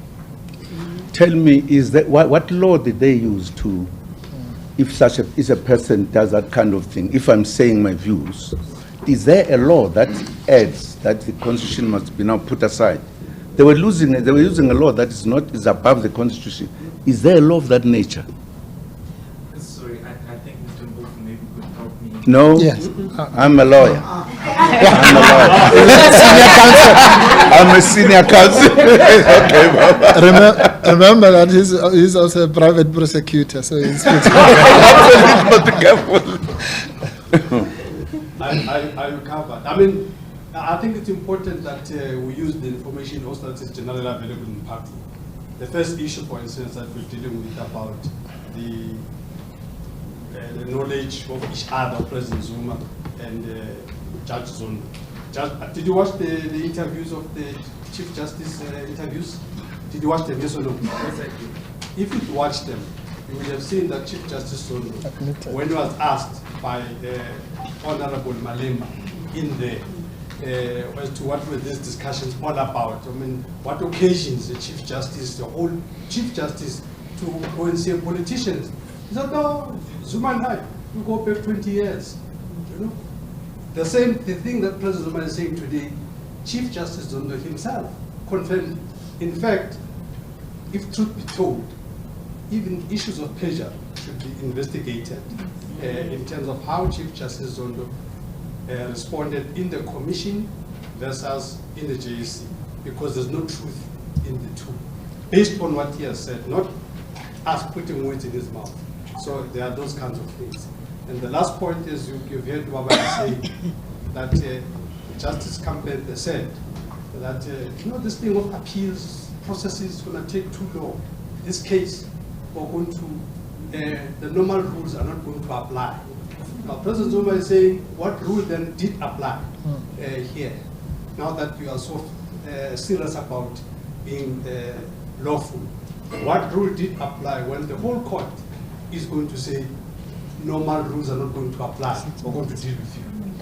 So that's what he's talking about. When he says justice was not served for him, when he says he was not given a trial, those are the real things that he's talking about. Next question. I'm trying to get a fresh hand from somewhere that has spoken. Yes, sir. Thank you. Good afternoon. Let me take a golden leaf out of these discussions. Politics. I'm an independent political analyst. And let me move away from politics and focus on something very important that the President said earlier. Regarding the unfortunate situation that happened to July last year. I must say, I'm very humble with the President. It is rare. It actually never happened in this country that the head of state takes responsibility and give marching orders to a foundation to say, what has happened last in July under the disguise of my name, you were not even there. I will take the responsibility and give my foundation marching orders that something must be done with it. We are still reading the pains of Marikana and many other massacres that happened in this country post 1994, and that must be commended. Now, while we are on that stage, I wish to ask the President what you have in mind for the foundation to do for those victims, those black victims, I must be very specific, those black victims of what transpired last year in July, which was beyond your control, beyond the foundation control, and that must be commendable. And I think the sooner that be done, the better, instead of us sitting here and still carrying over Marikana and what happened in other parts of the country under the name of the political activists. I think.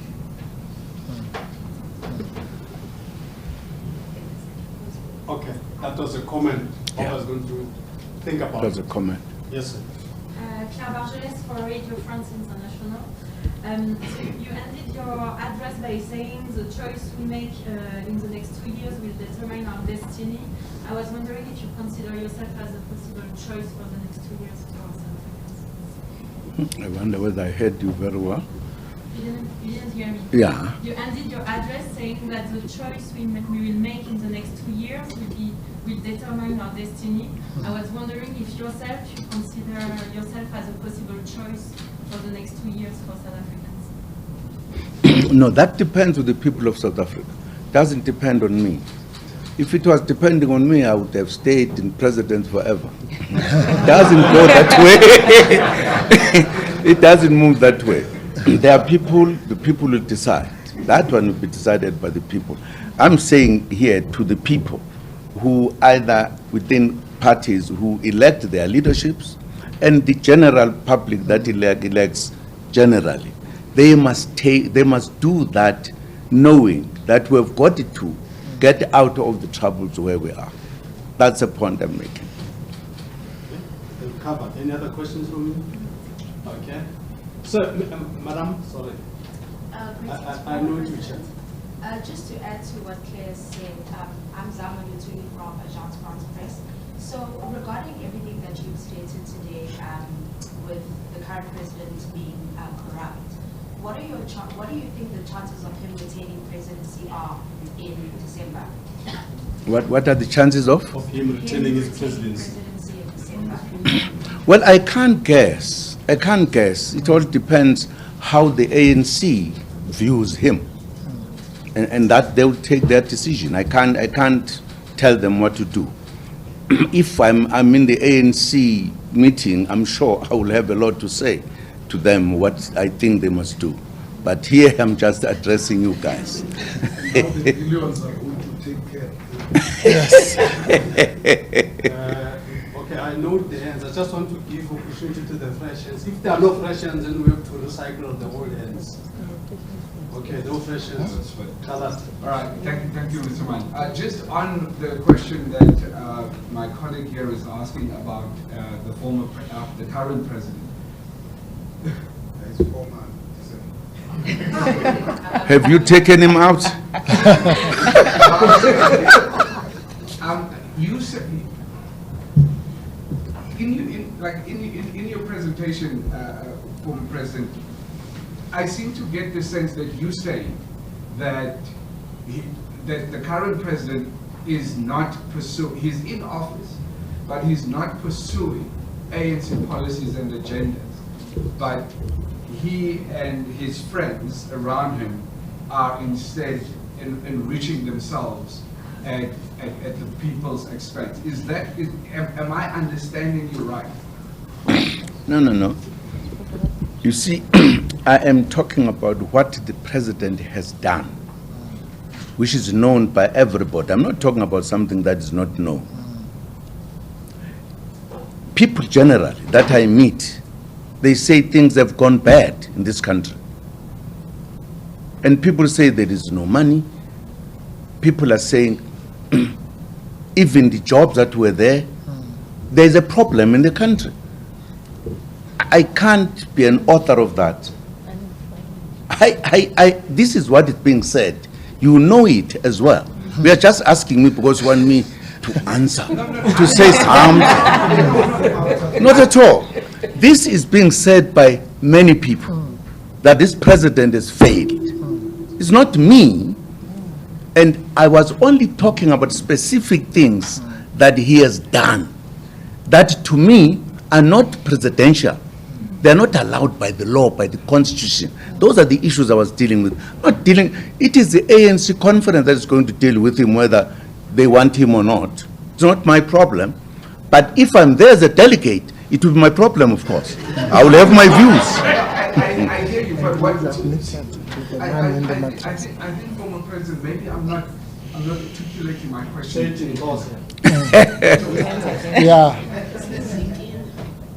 Ngokubona kwakho uRamaphosa njengese ofisini ngokubaba wenza lento ayithuliweyo nge-ANC No. Is he? Lalela Bab. Let us just take one issue. Here is a scandal found in his home. There is money, dollars. He accepts this is his money. It's never done. It's a wrong thing. He's doing as a president of the ANC. You can start from Madiba. Nobody kept billions of monies, or millions, not billions, millions of money. This is a wrong thing.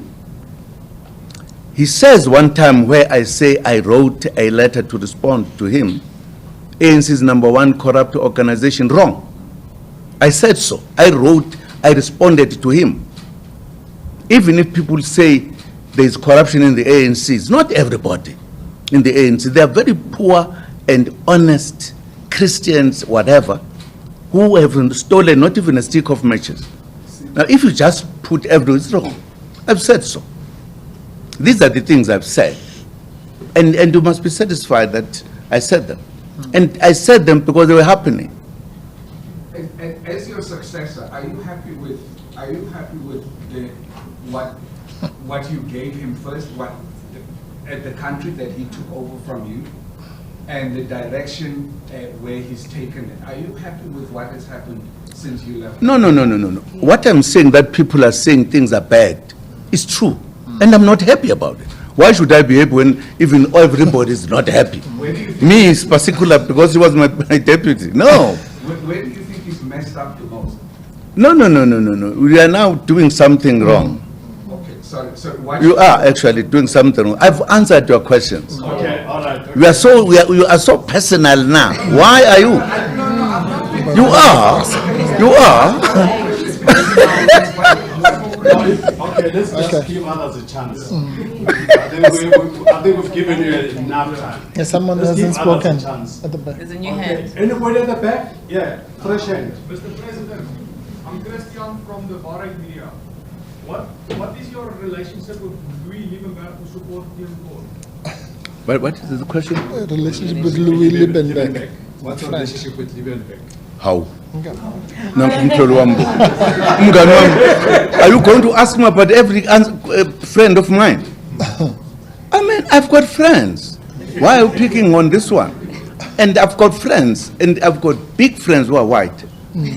Absolutely. So that's a freedom of choice.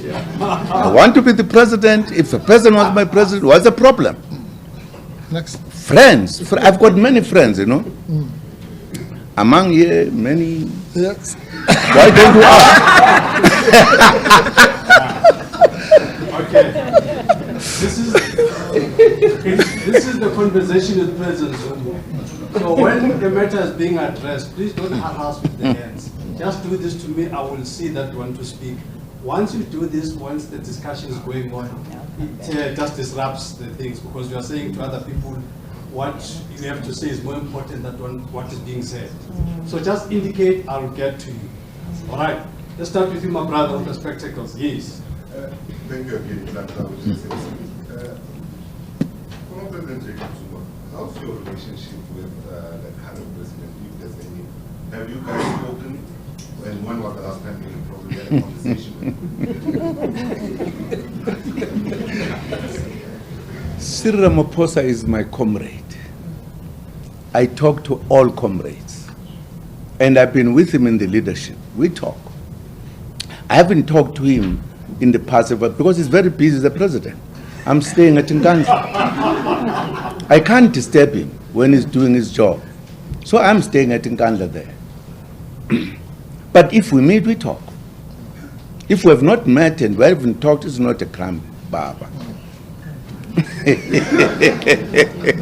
you want to go back to your other question I stopped you from? Yes, I can. Yeah.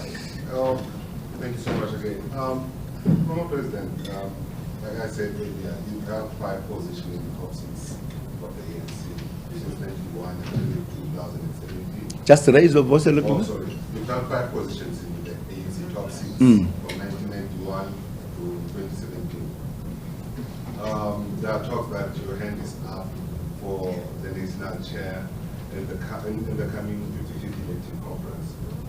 what's the motivation behind? Does ANC lack, leadership in terms of the generation after you? And are you happy with the status of the ANC? Are you so unhappy that you think you can bring change looking at the last five years? And also just touch on the step-aside rule. What's your view with regards to the step-aside rule, step-aside resolution? And the last one, I will now. Okay, I'll give you a chance. Because they're one, so you can respond. Okay. Yeah, can respond to. Have you ever spoken to any contenders? I mean, about 15, if I'm not lying, are eyeing for 2 top positions in the ANC. Have you ever spoken to any contenders in a couple of months? My brother, in the ANC, the membership of the ANC takes a view about individuals and decide to nominate them. Nobody is debarred from that. Everybody can be nominated. I hear that I'm being nominated by the branches. And we have not sat in a meeting where I've got to say I'm standing or not standing. I'm told I'm being nominated as a president, as a deputy. These are comrades. They must be having very good reasons why they are doing so. I've not said yes or no, because they are doing their job and they have a right to take a decision about me. I handed over myself in the ANC when I was a young man. Once the ANC takes a decision about me, who am I to defy it if the ANC takes a decision? So I can't answer you to say what I'm saying about it. I hear it says something. I must be saying, Maybe if I is sitting next to me as a comrade, why do you say this? You can't be okay. And I keep quiet. Because it will be a conference that will decide the leadership. If ANC members said, we want you, Jacob Zuma, to come in and do this, who am I to say, sorry, I don't want? I surrendered myself to the ANC that I will take instructions from the ANC. I will never say to the ANC, I want to be this. I said so when I was a young man, I say so today. It all depends in the hands of the ANC, my brother. You want me to answer the question I've answered already? It's not a question of personally. Okay. Let's go on. I'll come back to you. Yes. Mr. Zuma, from Eyewitness News. So it's clear you admit that there are branches that have nominated you, and if I read a quote from a letter you sent while also reiterating your support for Minister Ramaphosa to the position of ANC president. You said, I have indicated that I will be guided by the branches of the ANC and that I will not refuse such a call should they deem it necessary for me to serve the organization again at that level or any other. This is what I've just said. Yes. This is exactly what I've just said to the friend there. So my question is, branches have nominated you. You are saying you're available to serve if branches have nominated you. The question I have is, given your advanced age and your health matter, ANC has no age, my brother. Don't even ask it. There's no age. So if you're an ANC cadre and the members say perform, there is no age. What about your health? How? Where babu? Nangu muntu bo. Nangu mde se utokotela. Baba utokotela ke manje baba. What's wrong with the health? Yes. What's wrong with the health? Just tell me what's wrong with the health. Looking at me, am I in the bed lying in the hospital? No, I'm just checking. Because we are asking a very funny question. Why about my health? It's a very unusual question, Baba. He was a lawyer. Mr. Mani, you had said that this press briefing was for the media. We are getting disturbed by guests. Leave those alone. It's a conversation with President Zuma. Baba, there was one question that's outstanding from the previous person about step aside. I don't know if Baba wants to talk to it. What is it all about? And what is this view? No. No, Baba. This matter has been public. There are people who have gone to court. He's a journalist. He should know better. Absolutely. What has been discussed in the ends about that one? What's your question exactly? This question is, what am I saying about it? If you, President Jacob Zuma, like I said, they have 5 positions, top serious position in the ANC. They step aside who a lot of people have criticized. I just want to get your view with regards to the former organization. Now, if you take the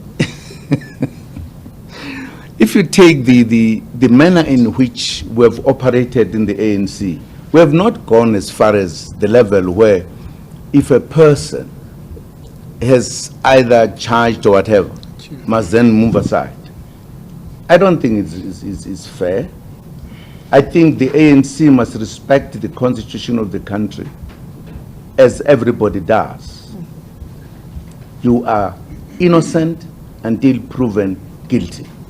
For the ANC to have that kind of rule, it means you are saying you're defying the constitution of the country in reality. You are. Is that acceptable? I don't think so. Because the constitution is the law of all laws.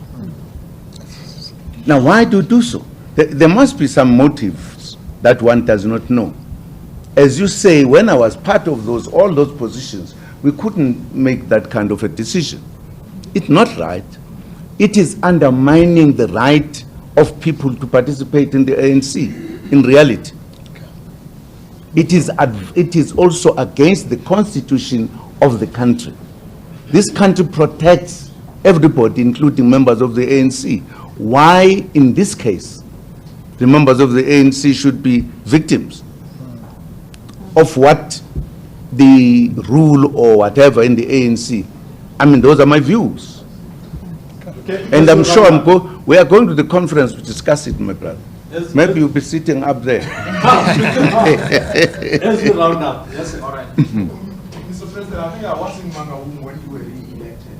So this issue of people having to step aside, it actually started there when, if memory serves me well, and I think the first person to step aside, although maybe it was not formalized, was the former MEC of Health in Limpopo, who was an NEC member, Miriam Sahab. So it actually started when you were re-elected as president. No, you let me go. Leaders, because those are leaders of branches. But second question relating to that is, you, when you were president, in fact, it even went to a point where the Constitutional Court, I think in 2016, said you violated the Constitution and you couldn't defend it, relating to the costs in Ghana. That's not business. And I'm not, my question therefore is, in hindsight, moving away from the security issues, I don't think there's anyone who will disagree that as head of state you deserve security around you. But the cost, 245 million rand, Mr. President, spent on you. In hindsight, do you still believe that that money, that amount, was justifiable, considering the fact that Parliament, even some of your ministers, even termed swimming pools, calling them fire pools? The money, the amount around that, was it justifiable?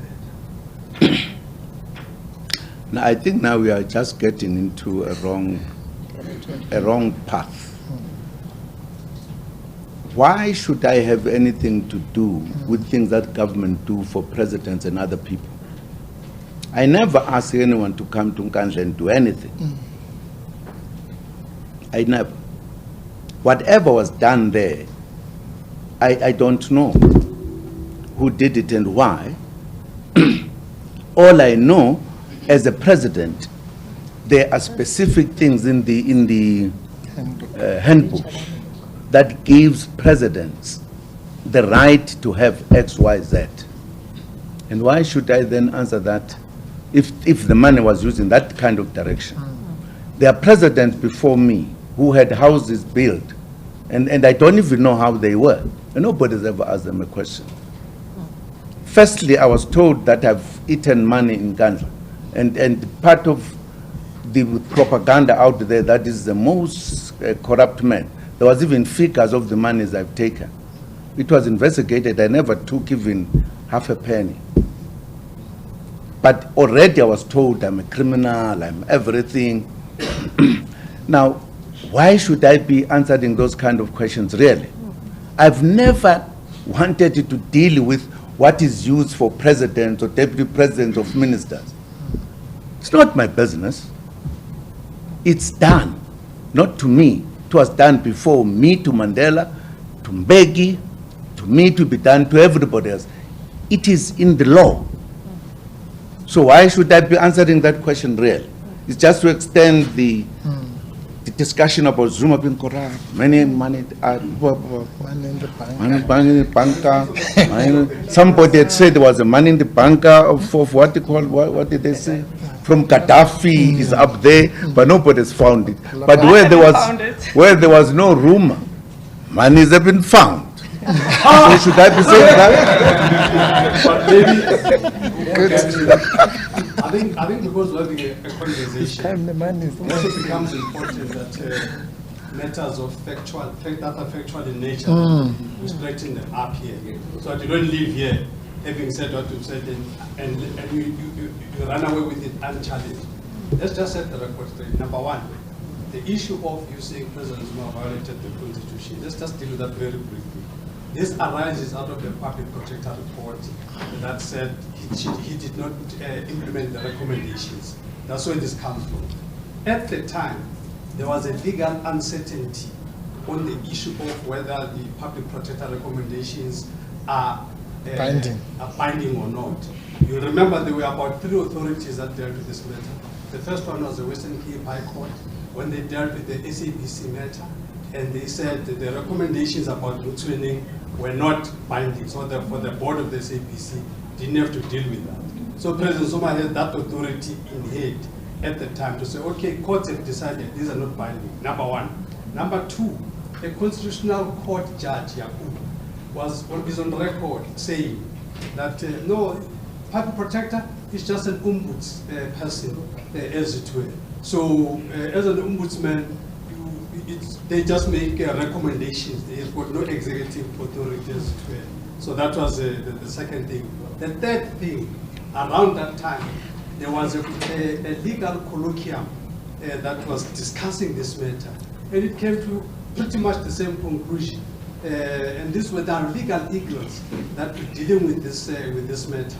And they, in their own colloquium, everybody, the least qualified at LLB, the least qualified, they said they came to that. So at that time, there was legal uncertainty, and President Zuma actually was actually unfairly, if truth be told, let me finish, he was unfairly dealt with because decision he took was not a wild decision. He was in good company of a good legal authority, and it turned out is wrong, and now that is wrong, it doesn't get the privilege that others get. Today, when the law is wrong or anything, you hear the court saying, we'll give you 2 years to fix and all of that, and you get away with it and all of that, fix the law and all of that, and people get away with it. But President Zuma was not given that latitude. Lastly, on the issue of Ngani, let's just be clear what are the facts. The facts are that President Zuma was, in the first instance, building his own house in Ghana. He was building his own house with his own money in Ghana. That's the first thing. And it was the minister that then decided that because it's a national key point, they want to do security upgrades. So a minister exercising his own executive authority decided that this is what must happen, and between the Minister of Police and Public Works, they did this thing. And then when the thing hit the rocks, then all of a sudden it's President Zuma again. And then lastly, the amount that was determined to be undue benefit was about 7 million. So this whole notion of 200 million spent is actually nonsensical because it's almost like they built their house from scratch, they bought their land, it's not. President Zuma was already living there, he already had fixed property. It was just the touch-ups that were being done. Yes, sir. All right, I know that we're pressed for time. Former President, in your address, you said we stand at a crossroad between salvation and oblivion. The direction we take must not be that of bloodthirsty enemies of our freedom. Then you ended off by saying we must guard against those who will wear the colors of the ANC and fool our people into voting for them while they stand to advance the agendas of other forces. But is that not precisely what you did, former President, through your relationship, established relationship with the Gupta family? Whereas when you went into office and helped a particular family advance their business agenda and interests at the expense of the people, for instance, who have voted you and who have placed you in that position. So just before President Zuma answers, just explain how he enabled them.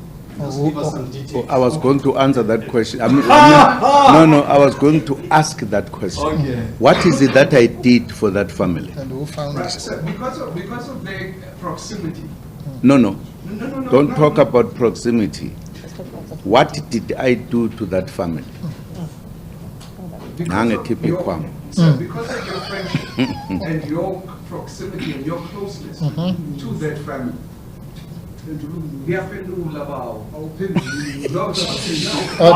Order. Please, order. This is the journalist doing his job. Please. Exactly, and also the other thing is Nah. I said we have a conversation. No, that's fine. No, that's fine. Yeah.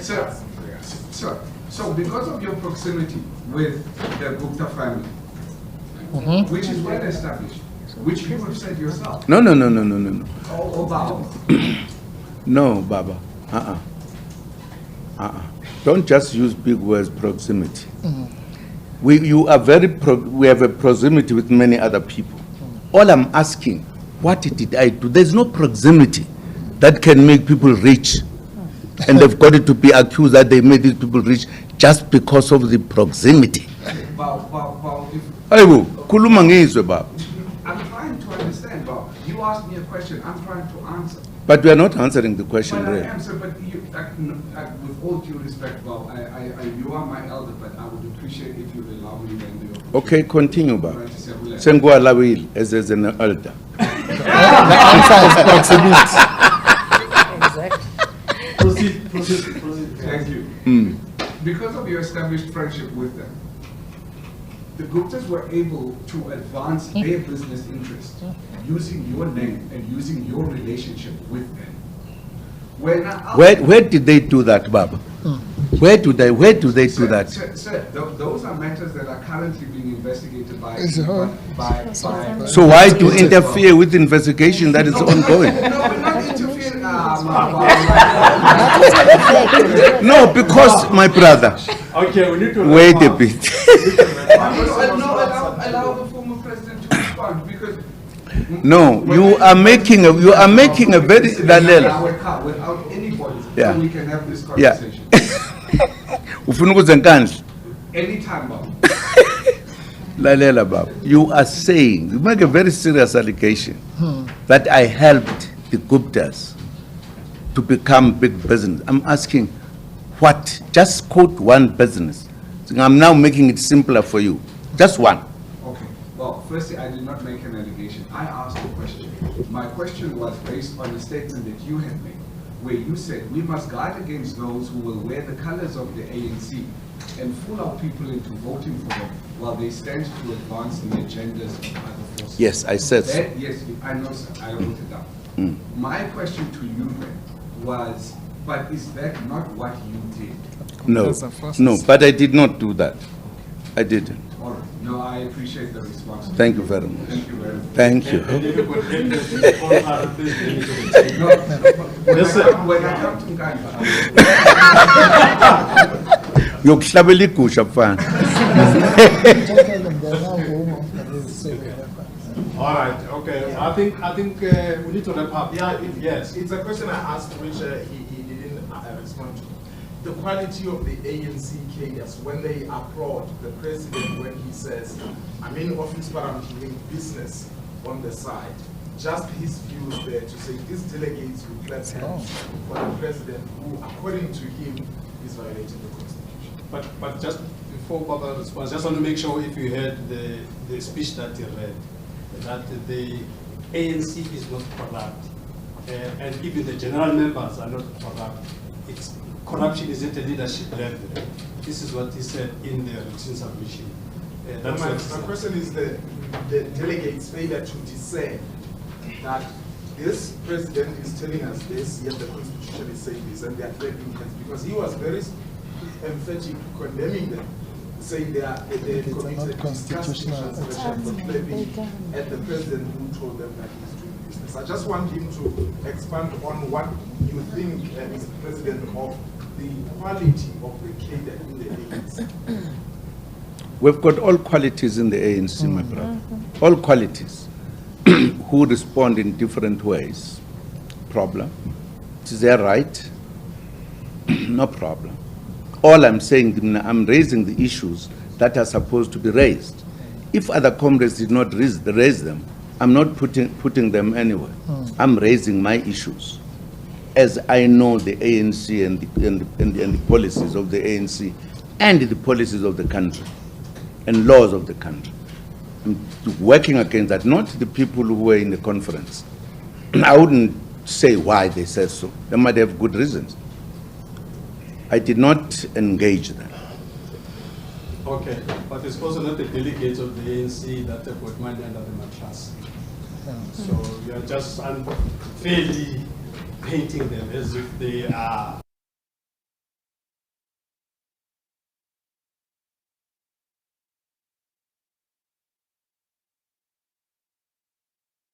This is what happens in the President Zuma's press house. No rush. Everything gets dealt with, no questions. Everybody's got their fair chance. And this is also to make up for Baqedile baba manje bazobacabanga ingane kwa. This was also to make up for all the delays. So let's take this moment and thank you all. And really once again apologize for all the delays. You've been a very good audience, you've been a nice engagement. Till we meet again. Thank you very much.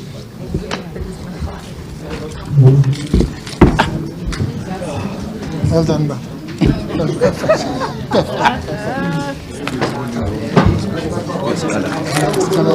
Okay, yeah.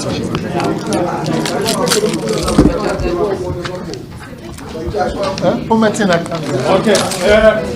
Let's just allow the president to leave before we have a stampede at the door.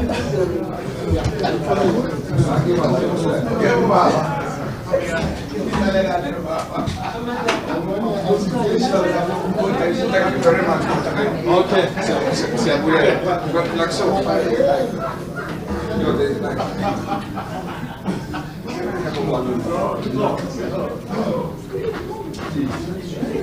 got this is the closest you could have